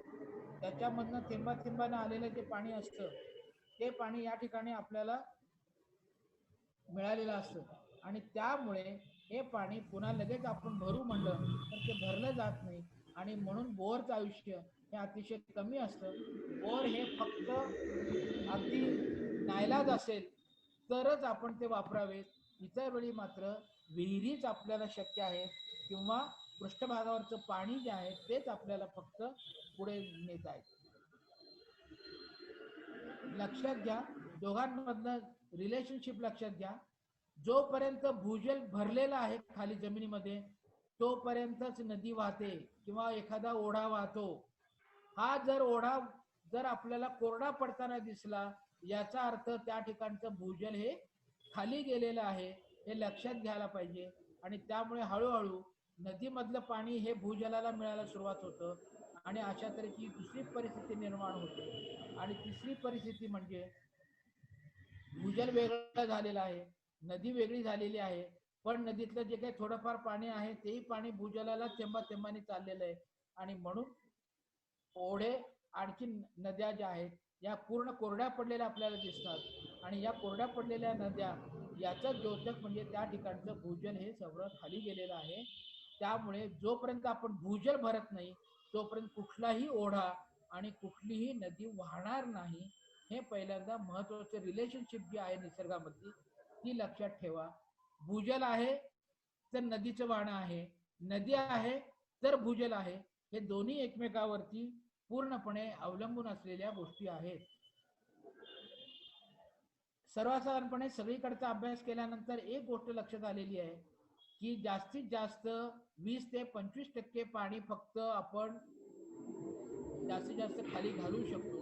परंतु ते सुद्धा कुठं तर पूर्णपणे वालुकामय असलेला असा गंगा यमुनेचं जे खोरं आहे किंवा पंजाब असेल, हरियाणा असेल अशा भागामध्ये. परंतु जेव्हा आपण आपल्याकडे खाली येतो त्यावेळेला हार्ड रॉक एरियामध्ये जेव्हा येतो, खाली संबंध मध्य भारतापासून दक्षिण कन्याकुमारी पर्यंत तेव्हा लक्षात घ्या आपण जास्तीत जास्त 10% पर्यंत जाऊ शकतो किंवा आपण 5 ते 10% खाली जाऊ शकतो, त्याच्यापेक्षा खाली जातो. याचा अर्थ लक्षात घ्या की आपल्याकडे पाणी जमिनीमध्ये घालण्याचं जे प्रमाण आहे ते 10% जास्त नाही. आणि हे 10% सुद्धा लगेच जाता असं नाही, त्याच्यासाठी टाइम द्यायला पाहिजे, काळ जायला पाहिजे. आणि त्या काळाप्रमाणे आणि इतर पुन्हा बदलत्या परिस्थितीनुसार त्याच्यामध्ये बदल होतात. तर हे महत्वाची गोष्ट लक्षात ठेवली पाहिजे. तर हेच मी आतापर्यंत जे सांगितलं त्याचं थोडक्यात लिहिलेलं आहे. एकंदर भूस्तर आणि भूजल विज्ञानाच्या अभ्यासांती महाराष्ट्रामध्ये कोणत्याही भागात भूस्तर रचनेला अनुसरून रुंद व्यासाच्या उथळ ते मध्यम खोलीच्या विहिरी घेणं हे संयुक्तिक आहे. या विहिरी कमीत कमी पाऊस काळात तरी हंगामी पाणी निश्चित देतात. तसेच पाणीसाठा किती व एकंदर आजूबाजूच्या सहकार्यासह शेती पिकांचा वापर पाहून अभ्यासपूर्वक आपल्या तसेच गरज पडल्यास सहकार तत्वावर पाणी वाचवणे, जास्त काळासाठी टिकवणे आणि कमीत कमी पिण्याचे पाणी व पशुपालनासाठीचे पाणी उपलब्ध करून घेणे हे शास्त्र समजून घेतल्यास शक्य आहे. तर मी या ठिकाणी थांबतो आणि मग आपण बहुतेक आता पुन्हा गोष्टी बघूया. होय होय, वा, कारण जास्त व्हायला नको. हो हो, बरोबर. हे सलग ऐकल्यामुळे फारच चांगला एकूण दृष्टिकोन आला आणि ती चित्रही फार चांगली होती सगळी. हो, आपण मग ऍक्च्युली बीड आणखी याच्याबद्दल बोलू शकू, म्हणजे उस्मानाबाद हो आणि बीड मध्ये हराळी बद्दल आपण बोलू शकू. हो हो हो. परंतु आता आपल्याला अगोदर याच्यामध्ये कोणाला काही हा, अडचणी आहेत किंवा काही आहेत त्याच्याबद्दलचा थोडासा भाग मी हे थोडंसं शेअर स्क्रीन कमी करतो. हो हो.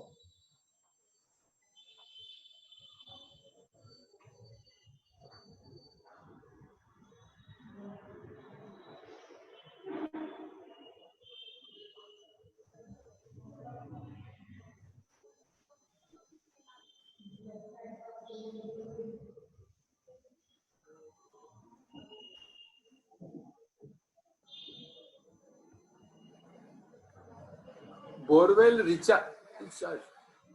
हा बोला बोला, मी ऐकतोय. हा, बोरवेल रिचार्ज ह्याचा उपयोग किती होतो? नाही, हा बोरवेल रिचार्ज हा जेव्हा आपण प्रकार म्हणतो तेव्हा हा वरच्या थरापुरता पुन्हा मर्यादित असतो. पावसासारखाच आहे तो विभाग. हे ही शेवटी गोष्ट जी आहे ती पावसासारखी आहे. नाही, पावसाचं पाणी डायरेक्ट बोरवेल मध्ये सोडलं. एक मिनिट, जर बोर पूर्णपणे जर कोरडं असेल, पूर्णपणे कोरडं पडलेलं जर बोर असेल तर त्याच्यामध्ये ते पाणी थोडंफार आत जाण्याची शक्यता असते की ज्याच्यामुळे सीझनल किंवा प्यायचं पाणी आपल्याला मिळेल पुन्हा, इतकी त्याच्यामध्ये ही शक्यता त्याच्यामध्ये असते. पण ते 400-400 फूट असू शकेल बोर, पण मग त्याच्यात वरनं पाणी ओतत राहिलं. हा, रिलेटिव्हली तेवढा पुरताच असतो, मर्यादित आहे, मर्यादित पुन्हा आहे. मी आपण हे करू असं तर याचं होणार नाही. बर बर.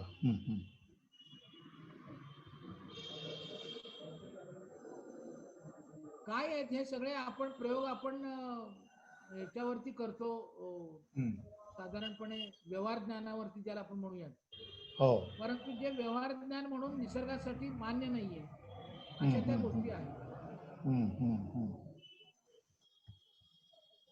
कारण 4-4, 5-5 बोअर्स घेऊन शेतकऱ्यांनी सोडून दिलेली आहेत, काही पाणी लागलं नाही म्हणून. आपल्याकडे बोर हा प्रकार नकोच आहे. हा हा हा, मी तेच तर सांगतोय की अजिबात आपल्याकडे प्रकार हा नको आहे. आणि त्यामुळे तो भाग जेव्हा हे मशिनरी किंवा ज्याचा आपण मॉडर्नायझेशन हा शब्द वापरूयात. हो. त्याच्यामध्ये हा सगळा हम्म.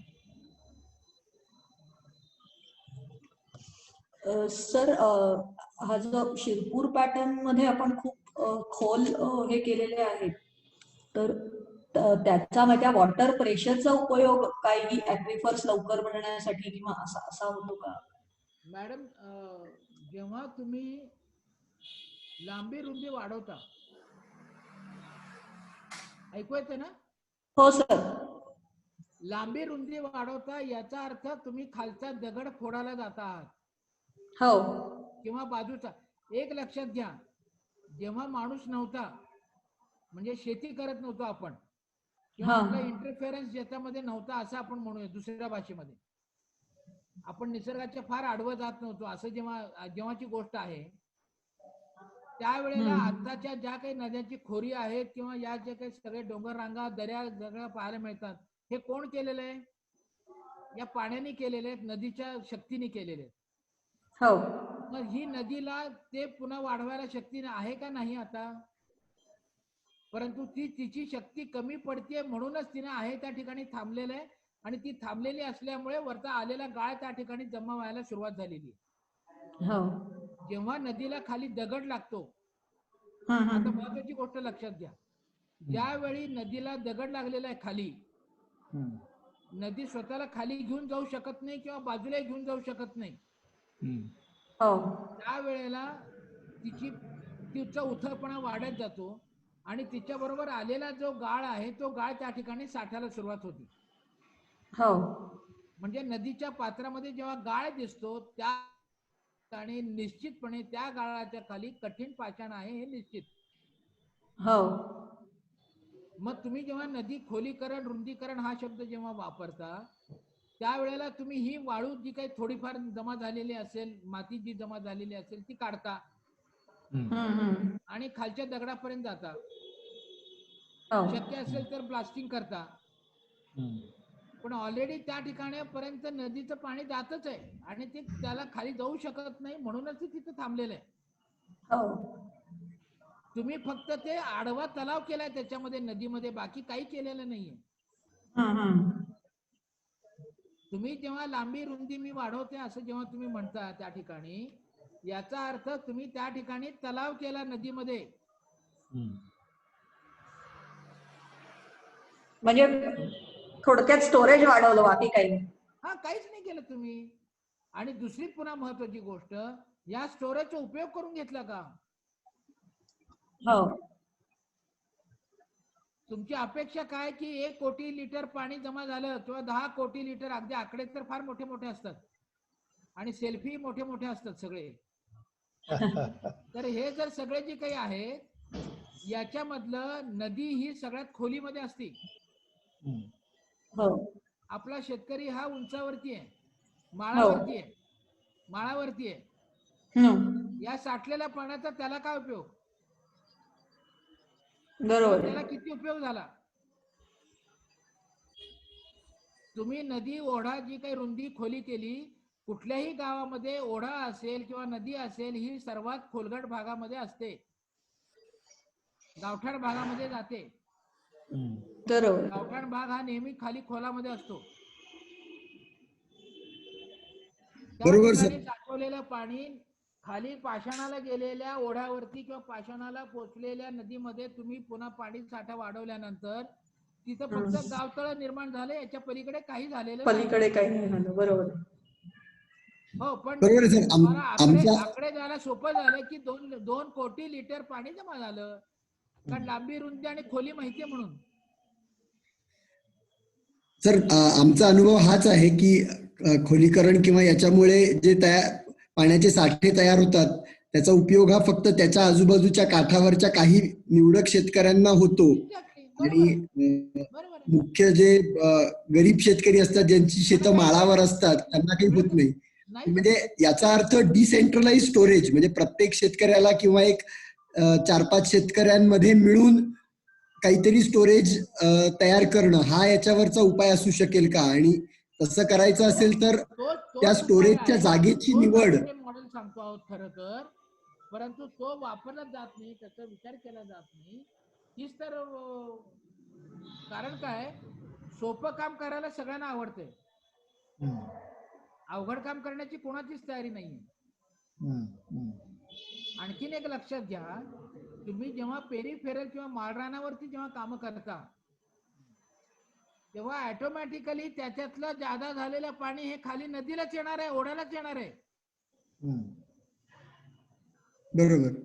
पण जेव्हा तुम्ही वरचं पाणी वाढवता तेव्हा, आज सांगितल्यासारखं, आज मगाशी मी तुम्हाला ती नदी कोरडी पडलेली जी दाखवली तशी आहे. हम्म, उपयोग काय नदीमध्ये पाणी असून? हम्म, वरचा शेतकरी सगळा वरचा डोंगराचा माळ मोकळाच आहे, हम्म, किंवा आजूबाजूचे शेतकरी जो नदीपासून लांब आहे किंवा ओढ्यापासून लांब आहे, त्याला काय मिळालं? त्याला काहीच नाही मिळालं. हम्म, किंवा मग याचं कुठेतरी नियोजन पाहिजे हम्म. की आपण हे पाणी सगळ्यांना कशा तऱ्हेने देऊ शकू. त्याच्यासाठी ग्रामपंचायत आणि बाकीच्यांनी जर हा पुढाकार घेतला आणि जे शेतकरी शक्य आहे किंवा ज्या शेतकऱ्यांना देता येईल अशा तऱ्हेनं, आणि बाकीचे काही शेतकरी गावाकडनं अशा तऱ्हेनं जर त्यांनी केलं आणि मग त्याचं काहीतरी दर ठरवलं, आणखीन ते पाणी द्यायचं जर ठरवलं तर ते शक्य आहे त्यावेळेला. नाहीतर या साठलेल्या पाण्याचा काहीही उपयोग नाही, हे इव्हॅपोरेशन होऊन निघून जातं. फक्त अशा या गोष्टी आणि एवढ्या कोट्यावधी लिटर पाण्याची आता जे जलयुक्त शिवार आणि बाकीच्या ज्या गोष्टीबद्दलचे जे बोललं जातं त्याचे आक्षेप हाच आहेत.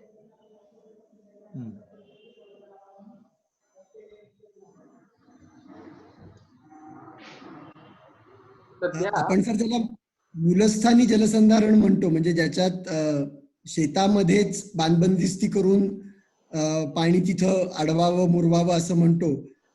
त्याचा एकूण याच्यासाठी कितपत उपयोग होतो म्हणजे आपल्या भागामध्ये?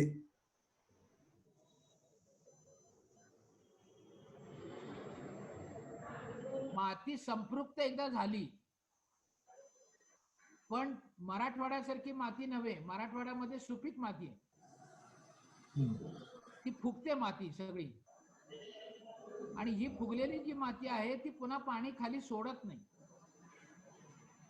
त्यामुळे चिबड लागतं रानाला. मराठवाड्यामध्ये हा प्रॉब्लेम मोठा आहे, चिबडाची रानं जास्त आहेत. बरोबर सर. आणि ही चिबडाची रानं होण्याचं कारण म्हणजे हे अशा तऱ्हेनं अडवलेलं पाणी. म्हणून मी तेच सांगतो की जोपर्यंत अभ्यास करत नाही आणि नेमकं आपल्याला कुठे काय करायचं हे आपण बघत नाही, तोपर्यंत ह्या गोष्टी करणं नमस्कार. हे चुकीचं आहे. हा, याच्यातनं चिबड लागणार हो. फक्त, आणि शारवट जमिनी होणार, शारपट हो, जमिनी हो. होणार. नाही, जरा दुसऱ्या मी पद्धतीने आता एका काही होणार मीटिंग नाही. मध्ये चालू आहे. हा हा हा. पण म्हणजे बांधबंदिस्ती केली तरी सुद्धा पाण्याला वाट काढून दिली पाहिजे. 100% वाट काढून दिली पाहिजे, बरोबर. कारण त्याची जेवढी कपॅसिटी आहे तेवढंच तिथं राहिलं पाहिजे. बरोबर. आणि नेमकं सांडवा त्या नसेल या तर बांधबंदीची गोष्टी उपयोगच नाही. सांडवा असलाच पाहिजे बांधबंदीला पण. नाही, सांडवा पाहिजे, त्याच्यापेक्षा चर पाहिजे. हो, उताराच्या बाजूला आडवे हे चर हे तर घ्यावेच लागतात. शेतामध्ये असलेच पाहिजेत. हो, आणि त्या चराच्या वरती त्याच्यातनं नुसतं पाणी, माती नव्हे, पाणी वाहून जाईल अशा तऱ्हेने 1 फुटावरती सांडवे किंवा पाईपा घालून दिल्या पाहिजे. हो, बरोबर. हे जेव्हा आपण करू ना त्यावेळेला खरा शेतकऱ्याला फायदा होईल. कमीत कमी खरीप असेल किंवा येणाऱ्या पावसाचं जर रब्बी असेल, रब्बीचा भाग जर असेल तर ती रब्बी तरी कमीत कमी हाताला लागेल. एक लक्षात घ्या, पाऊस नाही पडला तरी सुद्धा आजूबाजूच्या दमट हवामानावरती हरभऱ्यासारखी पिकं येतात, फक्त दमट हवामानावरती. कोकणामध्ये सुद्धा तशा तऱ्हेचे प्रयोग झालेले आहेत आणि कोकणामध्ये असे होतात. तर हा जो काही भाग आहे हा आपण आपल्याकडच्या अभ्यासामध्ये तो घेत नाही किंवा घेतला नाहीये, याचेही विचार कुठे ना कुठेतरी याचे झाले पाहिजे.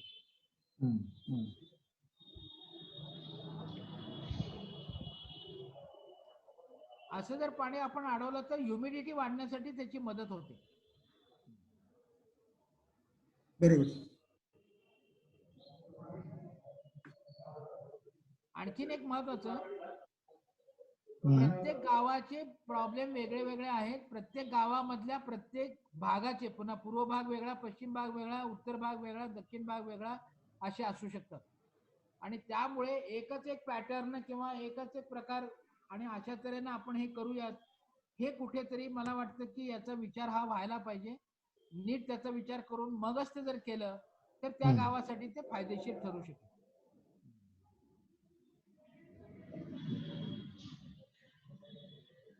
म्हणजे कुणाला वॉटर काही बजेटिंग, अडचणी आणि प्रश्न असतील तर जरूर विचारा. हो, म्हणजे वॉटर बजेटिंग ही कल्पना योग्य आहे, पण मग त्या सगळ्या मायक्रो वॉटरशेडचा अभ्यास करायला लागेल. गावातले कोणते भाग कसे आहेत, त्यात किती मुरणार. काय झालंय सर सांगू का थोडस, हा.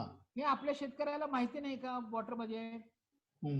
आपला शेतकरी पाऊस जसा पडतो त्या शेतकरी आपले म्हणजे परंपरागत ज्याला आपण म्हणू हो शकूयात, हो. या सगळ्या याच्यामध्ये हे सगळे नेमकं हरभरा यंदा घ्यायचं का नाही, करडी या याला घ्यायची का नाही, हो, या वेळेला ज्वारी किती घ्यायची, गहू बरोबर. किती घ्यायचा, हम्म. हे तो त्या ह्याच्यावरती ठरवत होतं. ते वॉटर बजेटिंगच आहे ते. हो हो हो. आपल्या विहिरीला किती पाणी सुटलेलं आहे हम्म. दिवाळीच्या सुमाराला, हम्म. हा तो पाहत होता तो. हम्म. हम्म. हम्म. आणि हे असं पाणी सुटलेलं पाणी हेच अशाच विहिरी या महत्वाच्या ठरतात, बाकीच्या महत्वाच्या ठरत नाही. हम्म. हम्म. आणि वॉटर बजेटिंग ही संकल्पना जेव्हा आपण मांडतो तेव्हा आपण नेमकं त्याच्यामध्ये धरतो किती काय सांगा.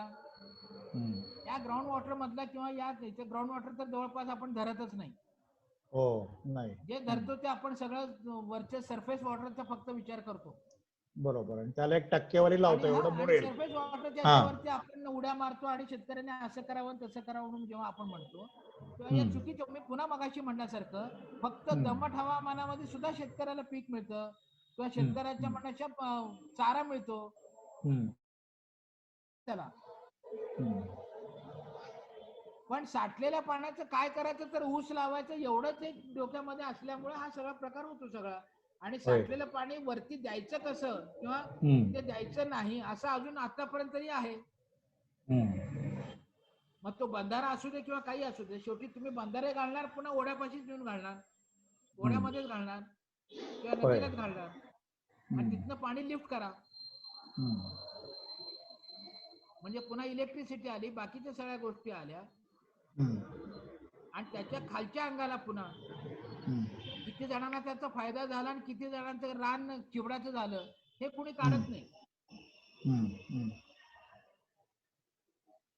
याचे असंख्य पैलू आहेत, वेगळे वेगळे पैलू आहेत, पण या सगळ्या पैलूंचा विचार झाला पाहिजे, हा सगळ्यात महत्वाचा भाग.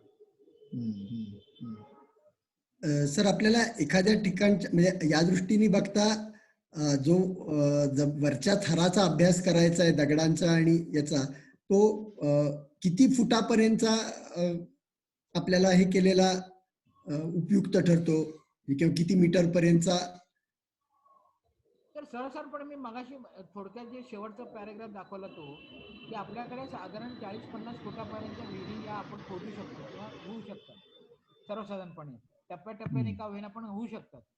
12 मीटरच्या ऐवजी आपण 15 मीटर म्हणूयात आता जवळपास. असं तर 15 मीटर पर्यंत हा अभ्यास करायला काहीच हरकत नाही. असलेल्या विहिरींचाच अभ्यास होईल. एक्झॅक्टली. आणि महत्वाचा म्हणजे तोच करायचा की ज्याच्यामुळे आपल्याला जे दिसत नाहीये त्याच्याबद्दल बोलता येईल. जेव्हा या दोन विहिरी जोडल्या जातील एकाच लेवलवरच्या असलेल्या किंवा थोडासा उतार असलेल्या, तेव्हा त्यांच्यामध्ये काय असेल याचा अंदाज आपल्याला आता आपल्याकडे एकसारखा खडक असल्यामुळे करता येतो. इतर भागामध्ये, कर्नाटक आणखी याच्या भागामध्ये गेल्यानंतर हाही विचार करता येत नाही. आपण त्या मानाने सुदैवी आहोत की आपल्याला एकसारखा खडक आहे.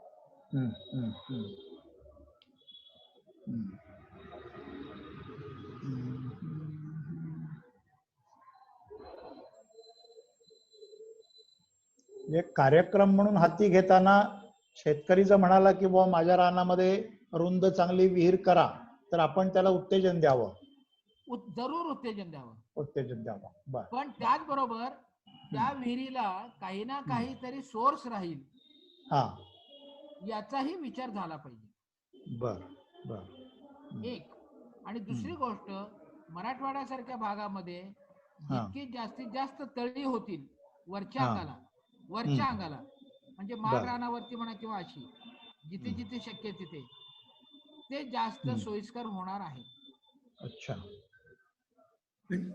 ही तळी सर जिथं हार्ड रॉक आहे म्हणजे पर्कोलेशन होणार नाही अशा ठिकाणी घेतली पाहिजेत का, म्हणजे साठवण तलाव नाही, म्हणून नाही, घेतले पाहिजेत का? दोन्ही प्रकार. एक लक्षात घ्या, मी मगाशी दाखवल्याप्रमाणे जिथे आता परभणी किंवा याच्यासारखा भाग आहे, जिथे आता खाली दरीमध्ये गेल्यानंतरच तुम्हाला सपाट भाग लागतो एकदम. खालच्या जो म्हणजे सपाटीकरणाचा जो भाग आहे तो नदीच्या लेवलनी गेल्यानंतर जास्तीत जास्त लागतो. वरच्या डोंगराकडे बघताना तुम्हाला जास्त सपाटीकरण, लांब लचक पसरलेलं सपाटीकरण काही पाहायला मिळत नाही. अशा याच्यामध्ये हे व्हेरिएशन सगळी असतात. मुरुम झालेला असतो किंवा त्याच्यामध्ये गोटे गोटे झालेला खडक असतो किंवा भेगा पडलेला खडक असतो. असे जे असतात त्याच्या आधाराने आपण हा पर्कोलेशन टँक टाईप आपण करू शकतो आणि त्याचा आधार घेऊन आजूबाजूचे 8-10 शेतकरी आपण निश्चितपणे त्यांच्यामध्ये आणू शकतो.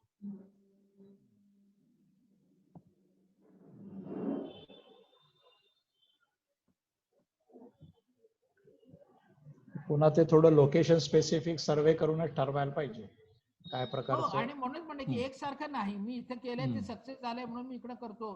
सक्सेसचा अर्थ तो आपण तेवढा वर्षीपुरता मर्यादित ठेवतो.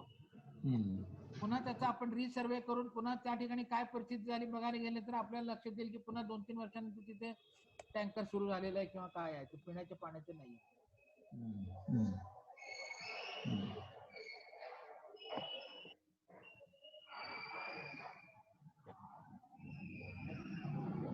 सॉइल कॉन्झर्वेशन यासाठी काय करावं लागेल किंवा बाहेरनं काय करणं शक्य आहे?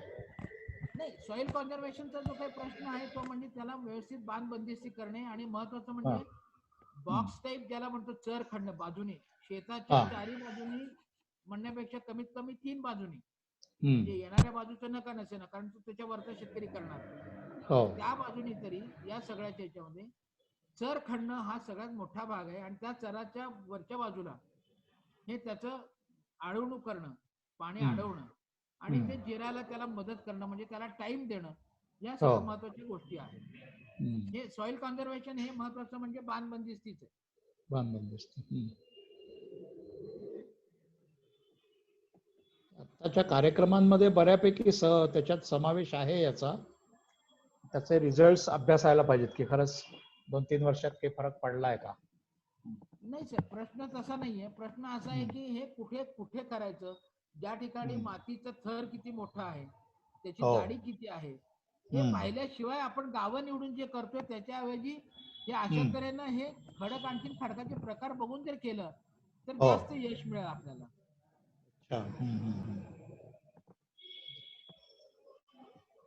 मग तिथे लोकांना उत्सुक करणं असा भाग करावा लागेल. आता कसं आहे, माझ्या शेतामध्ये करायला तयार आहे किंवा गावाच्या शिवारात आदबायला तयार आहे म्हणून लोक करतात तिथे. हो ना, अगदी बरोबर आहे. आणि म्हणून मी काय म्हणालो की समजा पाणी साठवलं, सगळ्यांनी मिळून जरी साठवलं किंवा काही केलं तरी त्याचा उपयोग कसा करायचा हे पुन्हा ठरलंच पाहिजे.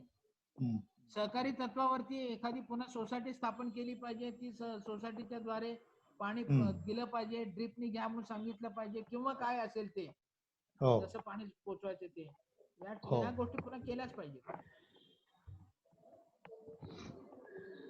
गावतलाव ही जी कल्पना आहे ती काय म्हणजे नैसर्गिक पूर्वी तयार होत असत, आता गावतलावाचं स्थान काय किंवा त्याचं इम्पॉर्टन्स गाव काही आहे? तलावच पाहिजेत. माझं तर स्पष्ट मत आहे की गाव तलावच पाहिजेत. कमीत कमी तुम्हाला टँकर लागणार नाही किंवा मुख्य प्राणी जे असतात म्हणजे पशुधन जे आहे त्या पशुधनाची तरी कमीत कमी पिण्याच्या पाण्याची सोय होते. माणूस काही ना काहीतरी करून धडपड करून मिळवतो. अडचण येते ती फक्त या पशुधनाची होते आणि त्यामुळे कुठल्याही वेळेला अशा वेळेला गावतळच हे योग्य ठरतं. बरोबर. तलाव असणं हे सगळ्यात मोठी गोष्ट आहे आणि आपल्याकडे पूर्वजांपासून किंवा शेकडो वर्षापासून आपल्याकडे तळी राखणं आणि त्याची स्वच्छता राखणं आणि त्याची साफसफाई करणं व्यवस्थित की पहिल्यापासून मेंटेनन्स ज्याला आपण म्हणू शकतो, हे सगळं हे गावच करत होतं आणि त्या गावाकडे ज्यांच्याकडे आहे ते सक्सेसफुल झालेले. आणि ही व्यवस्था कोलमडली आपल्याकडे आणि सगळंच गोंधळ झालेला आहे. तळ्यातलं गाळ काढणं हे चांगली प्रकार आहे. हो, सगळ्याच आहे. अहो कुठेही तुम्ही बंधारा बांधला किंवा काही जरी केलं, सगळीकडे गाळ हा येणारच आहे. गाळ येणं ही नैसर्गिक प्रक्रिया आहे. हम्म. तुम्ही आज शेतामध्ये बांध बंदिस्ती केल्यानंतर जो चर काढलेला आहे त्याच्यामध्ये सुद्धा पाणी 1 वर्षामध्ये ज्या वेगाने, म्हणजे किती उतारावरती कसं शेत आहे ते पाहिल्यानंतर त्याच्या अभ्यासावरनं कळता येईल आपल्याला. पण त्याच्यावरून ते 1 वर्ष 2-4 वर्षामध्ये पुन्हा ते चरही भरणारच आहे. आणि पुन्हा ते चर काढणं हे तुमचं काम आहे. पण तेच केलं जात नाही ना. कुणीतरी करून द्यावं ही जी अपेक्षा असते, त्याच्यामध्ये तो माणूस मेंटेनन्सच्या साठी काही करतच नाही.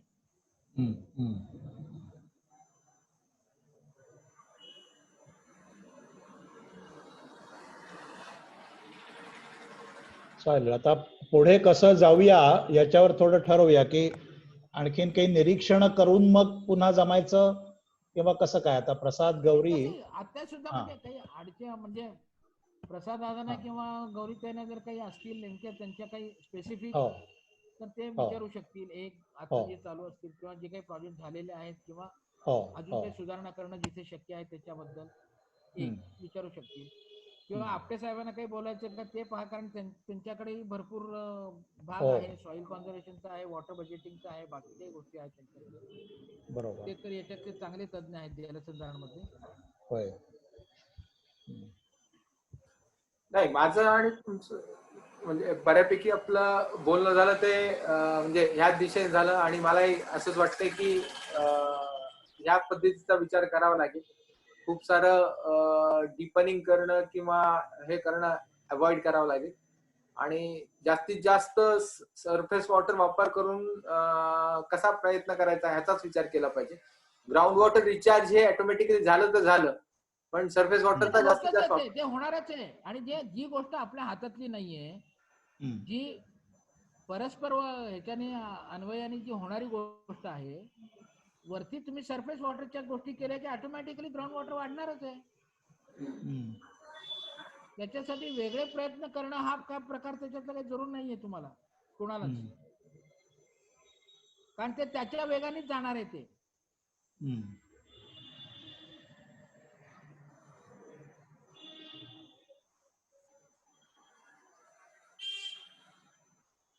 विहीर असेल आणि ती हळूहळू त्याचा लेवल कमी होत असेल तर त्या विहिरी अशा विहिरींचा उपयोग होतो का?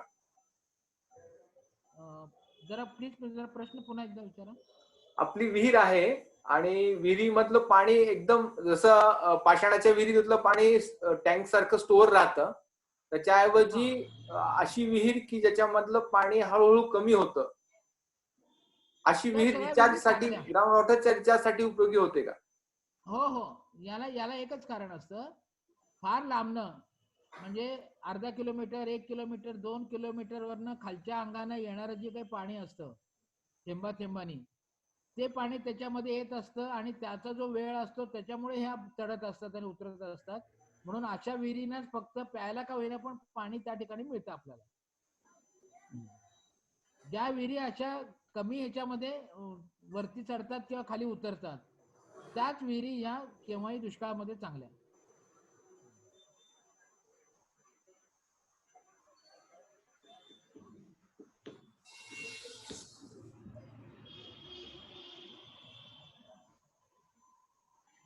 सर, जिथे उस्मानाबाद मध्ये काही ठिकाणी, म्हणजे आता आमच्या इथे जवळ सास्तूर आणि तो सगळा भाग आहे, तिथे काळ्या मातीचा थर खूप जास्त आहे, म्हणजे 15-15 फुटापर्यंतचा.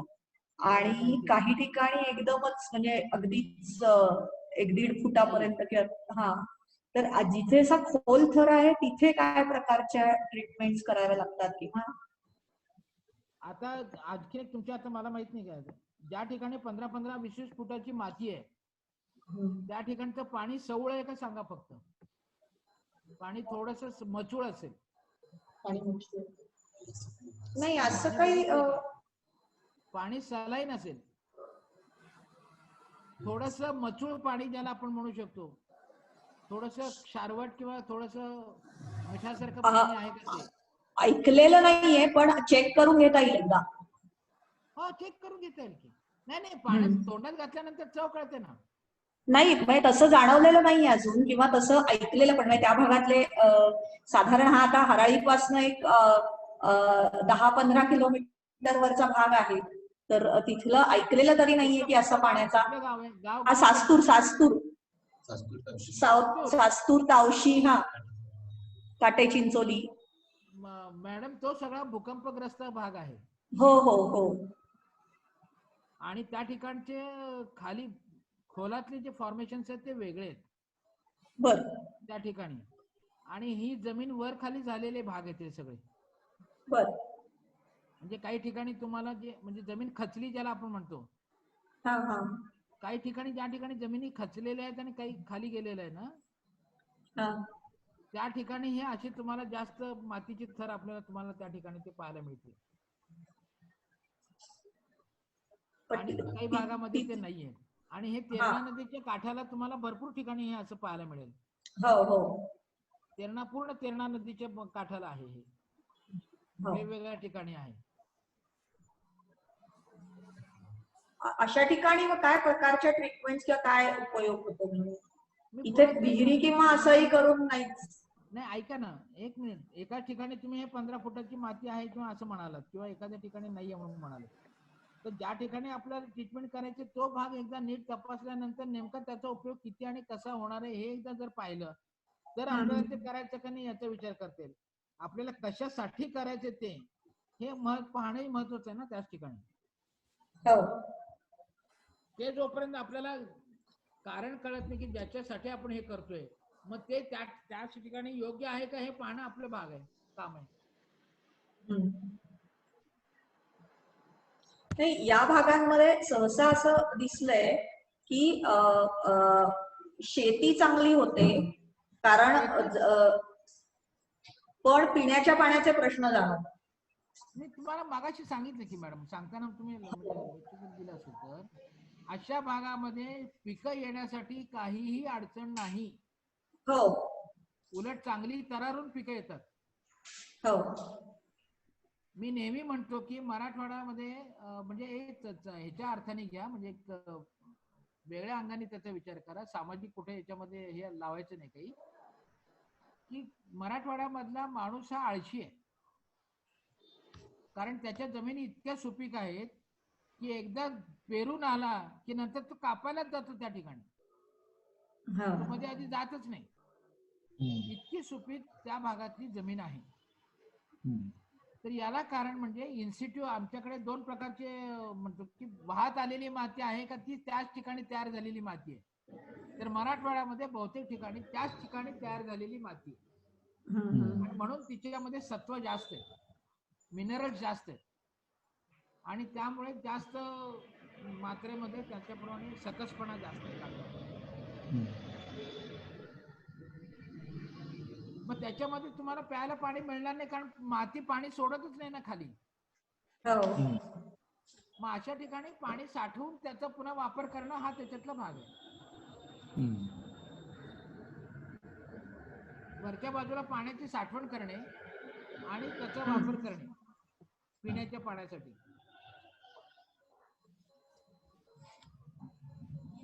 तर आता आपण पाण्याच्या साठवणीबद्दल जे सगळं म्हणतो तर ही नैसर्गिक साठवण म्हणजे काय, खाली हार्ड रॉक आहे आणि त्यामुळे आपण साठवलं असं केलं, पण आर्टिफिशियल मोठं स्टोरेज याचे काही प्रयोग किंवा काही तंत्र हे झालेली आहेत का की ज्याच्यामुळे मोठ्या प्रमाणामध्ये पाण्याच्या साठवणीची क्षमता निर्माण करता येऊ शकेल?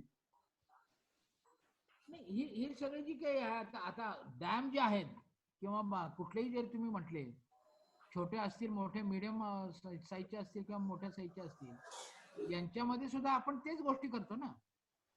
बंधारे जे बांधलेले आहेत किंवा जे आहेत मोठे बंधारे जे बांधलेले आहेत, मीडियम इरिगेशनचे जेवढे प्रोजेक्ट असतात किंवा सगळे जे काही आहेत त्या ठिकाणी सुद्धा हाच भाग त्याच्यामध्ये बघितलेला असतो. तो खडक फोडूनही ते खालच्या बाजूला जाऊ शकतात किंवा वरच्या वरती सुद्धा राहू शकतात. म्हणजे याच्यामध्ये नेमका तो अभ्यास होत नाही म्हणून तर अडचणी आहेत. खरं तर याच्यामध्ये ज्या प्रमाणामध्ये पाहिजे तसा तो अभ्यास याचा होत नाहीये, त्यामुळेच नेमकं याच्या तऱ्हेचे होतात. आणि मोठी स्ट्रक्चर बांधण्यासाठीचा जो काही भाग आहे त्याची मानसिकता अजूनही आपल्याकडे तयार झालेली नाहीये. बरोबर. पण काही भागामध्ये मात्र आहे आणि काही ट्रस्ट मोठे मोठे हौद तयार करतात आणि त्याप्रमाणे त्याचा वापर निश्चितपणे करतात. बरोबर. असे हौद तयार झाले पाहिजेत साठप्याचे. ठीक आहे सर.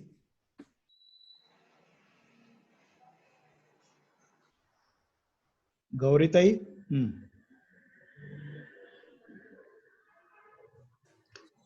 कसा पुढे जाऊयात? आता स्पेसिफिक असं म्हणजे हे काही नाही, जनरल जे काही साधारण प्रश्न जाणवत होते ते विचारले आणि त्यांनी सरांनी चांगलं शंका समाधान आता केलेलं आहे. आता जे स्पेसिफिक हे आहे म्हणजे मी त्यांना करते, आज इंटरनेटचा प्रश्न असल्यामुळे त्यांच्यापर्यंत पोहोचलेलं नाहीये, पण आपण ॲक्वाडॅमचं जे आता 3 पायलट गावं होती उस्मानाबाद मध्ये, तर त्याचे जे ॲक्वाडॅमनी केलेले भूजल नकाशे आणि हे आहे, तर ते आता मी सरांना खरं म्हणजे पाठवलेलं आहे, पण बहुतेक ते इंटरनेटमुळे पोहोचलेले नाही. समजा नाही गेलं तर परत पाठवते तुम्हाला आणि प्रसाद दादा आणि विवेक दादाला पण पाठवते. आपटे सरांना आणि सरांना पाठवलेले आहे. तर थोडंसं म्हणजे मग असा विचार करून कदाचित, किंवा आपण जिथं अन्य ठिकाणी काम करायचं म्हणतोय तिथे मग स्पेसिफिक थोडासा अभ्यास करून मग परत विचार करायला लागेल असं वाटलं. बरोबर बरोबर. ॲक्वाडॅमने तुम्हाला कशाचे मॅप दिलेले? हे सर त्यांनी आता आपण वर्षभर विहिरींच्या नोंदी ठेवल्या आणि पंपिंग टेस्ट घेतली, दगडांचा अभ्यास केला, अशा याच्यावरनं त्यांनी साधारण तिथल्या भूजलाचा अभ्यास म्हणजे असं हे केलेलं आहे की अंडरग्राऊंड लेयर्स कसे आहेत आणि किती ॲक्विफर्स साधारण त्या गावात सापडतात. म्हणजे 3 गावं होती त्यातल्या बुकणवाडी म्हणून गावात, तिथे 2 दाखवला था ना मी माझ्या स्लाइड मध्ये, तो दाखवला तुम्हाला. हो बरोबर तसाच. तर तसेच नकाशे तुम्ही जे दाखवले होते की ॲक्विफर्स, समजा 2 ॲक्विफर्स आहेत आणि साधारण विहिरी कुठल्या ॲक्विफर मध्ये किती आहे असा हा जो भाग म्हणालात ना, हा कशात किती आहे हे सांगणं खरोखर अवघड आहे. म्हणजे पंपिंग टेस्ट ज्या केलेल्या असतात त्या विहिरींची एकमेकांच्या शेजारी किती अंतरावरती त्या आहेत किंवा कुठल्या लेवलने आहेत वगैरे, हा जेव्हा सगळा भाग होतो आणि त्याचा अभ्यास जेव्हा होतो या एक गणित ठोकताळा जो धरला जातो की बाबा हे 3% याच्यामध्ये प्रमाणे याच्यामध्ये पाणी आतमध्ये जातं किंवा 4% प्रमाणे याच्यामध्ये पाणी जातं. स्टोरेज जी काढलेली असेल, स्टोरेज कंटेन त्याची कपॅसिटी जी काढलेली, अंदाज हा हे ऍझम्पशन आहे की असाच थर सगळीकडे, तो थर कुठे तुटलेला नाही, तो थर कुठे वाढलेला नाही किंवा कुठे ठरवून, म्हणजे बेस्ड ऑन ऍझम्पशन की असाच थर तो जिथे आपल्याला काही बघायला मिळालेलं नाही तिथे तो तसाच पसरलेला आहे हे गृहीत धरून जेव्हा पुढे जातो, म्हणून मी याला म्हणालो की ऍझम्पशन आहे. बरोबर. पण म्हणजे आता आम्ही हा जो आपण ॲक्वाडा आणि युनिसेफ बरोबर प्रकल्प करतो आहोत, त्याच्यात संकल्पना अशी होती की एकूण म्हणजे मुळात आधी तो प्रकल्प याने निघाला की मराठवाड्यात आपण आता कितीही म्हणलं तरी साठवण हा प्रकारच कमी आहे आणि भूजलाचाच वापर सगळ्यात जास्त होतो आहे. तर म्हणजे 90% वापर भूजलाचा आहे किंवा त्याच्याही पेक्षा जास्त आहे. तर त्यांनी अशी हा मुख्यत्वे पेयजलाच्या यांनी होता की गावात कितीही दुष्काळ पडला तरी किमान पिण्याच्या पाण्याची शाश्वतता गावामध्ये असली पाहिजे. आणि मग त्यासाठी हे सगळं ॲक्विफर मॅपिंग वगैरे आणि मग जे काही सार्वजनिक स्रोत आहेत पाण्याचे ते अबाधित म्हणजे तिथं पाणी राहील याच्यासाठीचं नियोजन असा तो एक मूळ प्रकल्प होता. तर याच्यात आता साधारण की जेवढी गावात काय 1-2 ॲक्विफर्स असतील तर त्याच्यात जास्त विहिरी कुठं आहेत आणि मग त्याची जी रिचार्ज एरिया आहे, रिचार्ज एरिया डिस्चार्ज एरिया, त्याचा जो रिचार्ज एरिया आहे तिथे समजा जर जलसंधारणाच्या जे काही एरिया ट्रीटमेंट झाल्या तर त्या ॲक्विफर मध्ये पाणी साठत राहील असा तो एकूण हे त्यांनी मांडलेला आहे. मॅडम थोडस याच्यामध्ये एक गोंधळ आहे, तो काय गोंधळ आहे मी तुम्हाला सांगतो. या गावाच्या वरच्या अंगाने येणारा जर ओढा असेल आणि या गावातला ओढा खाली जाणारा जर असेल हा. तर या क्वांटिटी किती धरलेल्या आहेत? म्हणजे ऍक्विफर मध्ये दुसरीकडनं येणारं पाणी आणि ऍक्विफर मधनं बाहेर जाणारं पाणी याचा कुठे घेतलेला आहे का शोध?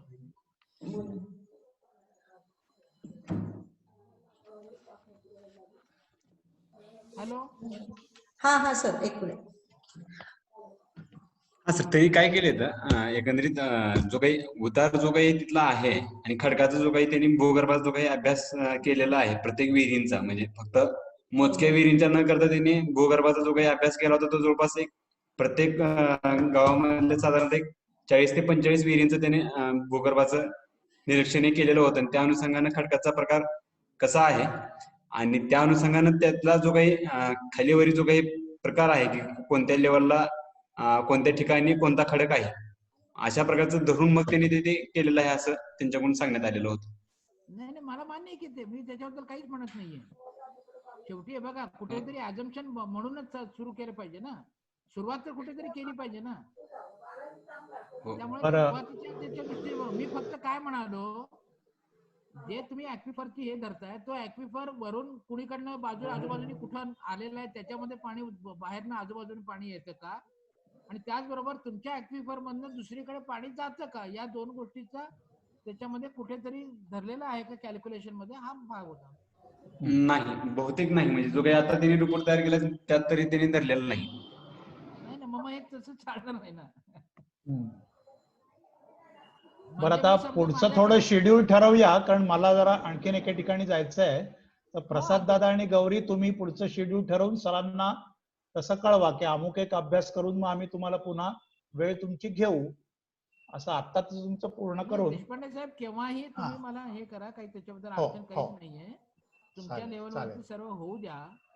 आणि तुम्हाला जेव्हा माझी पुन्हा जरुरी लागेल तेव्हा निश्चितपणे विचारा, किंवा इतरही वेळेला तुम्हाला कुणाला जर काही अडचणी असतील तर निश्चितपणे विचारा. अगदी. आम्ही पुन्हा सांगतो की हे सगळं आहे हे आर्बिट्ररी आहे. होय होय. अगदी एक्झॅक्ट मी सांगतोय असं म्हणणारं जर असेल कोणी तर मी त्याला साष्टांग नमस्कार घालायला तयार आहे. नाही, ते आता सगळ्यांना कल्पना आली आहे त्याची. या दोघांनी जसे की हे one should not boost for the thing. बरोबर आहे. यांनी इश्यूज म्हणून इथपर्यंत जातोय, परंतु तो ठोकताळा सुद्धा उत्तराच्या जवळ जातोय की नाही, फार लांब घेऊन जातोय असंही व्हायला नको. बरोबर. पाणी नाहीच आहे म्हणून काहीच करायचं नाही असंही नको, आणि पाणी खूप आहे म्हणून खूप काही करायचं असंही नको. बरोबर, हॅव अ बॅलन्स, आणि त्याप्रमाणे आपल्याला ते करावं लागेल असं बोलण्याचा उद्देश होता. हो.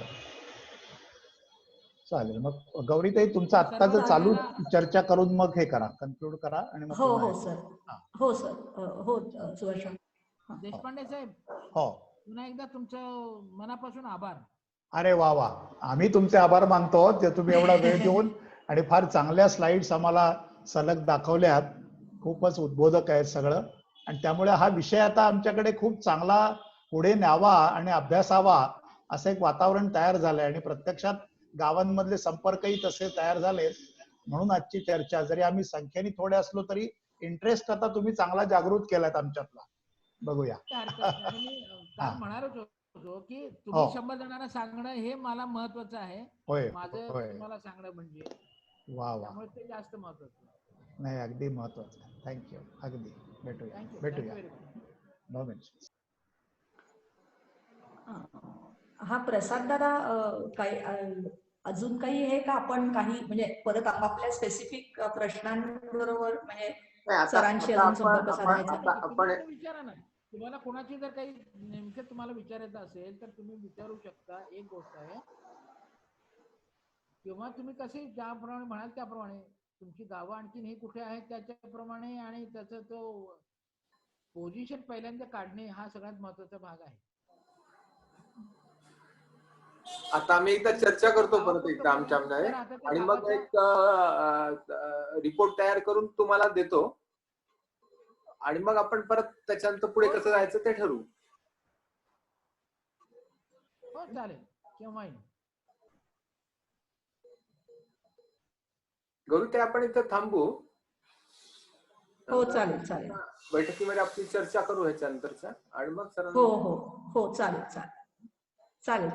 सर. खूप खूप धन्यवाद. खूप छान म्हणजे माहिती मिळाली आणि बऱ्याच गोष्टी माहिती नव्हत्या. तुम्ही म्हणता तसं अझ्युम करून काहीतरी जनरल संकल्पना वापरायची अशा प्रकारे काम चाललं होतं आणि खूप चांगली माहिती मिळाली. त्यामुळे आता कामाचं नियोजन वेळेचं करताना बंधन जास्त होतं आणि त्याचं म्हणजे जास्त बाकीचं परिणामकारक काम करता येईल.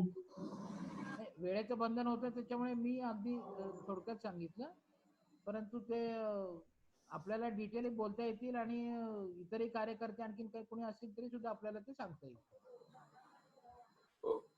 नक्की नक्की. धन्यवाद सर्वांना. धन्यवाद. धन्यवाद. धन्यवाद सर. हो, थांबूयात दादा. हो धन्यवाद. हो धन्यवाद सर.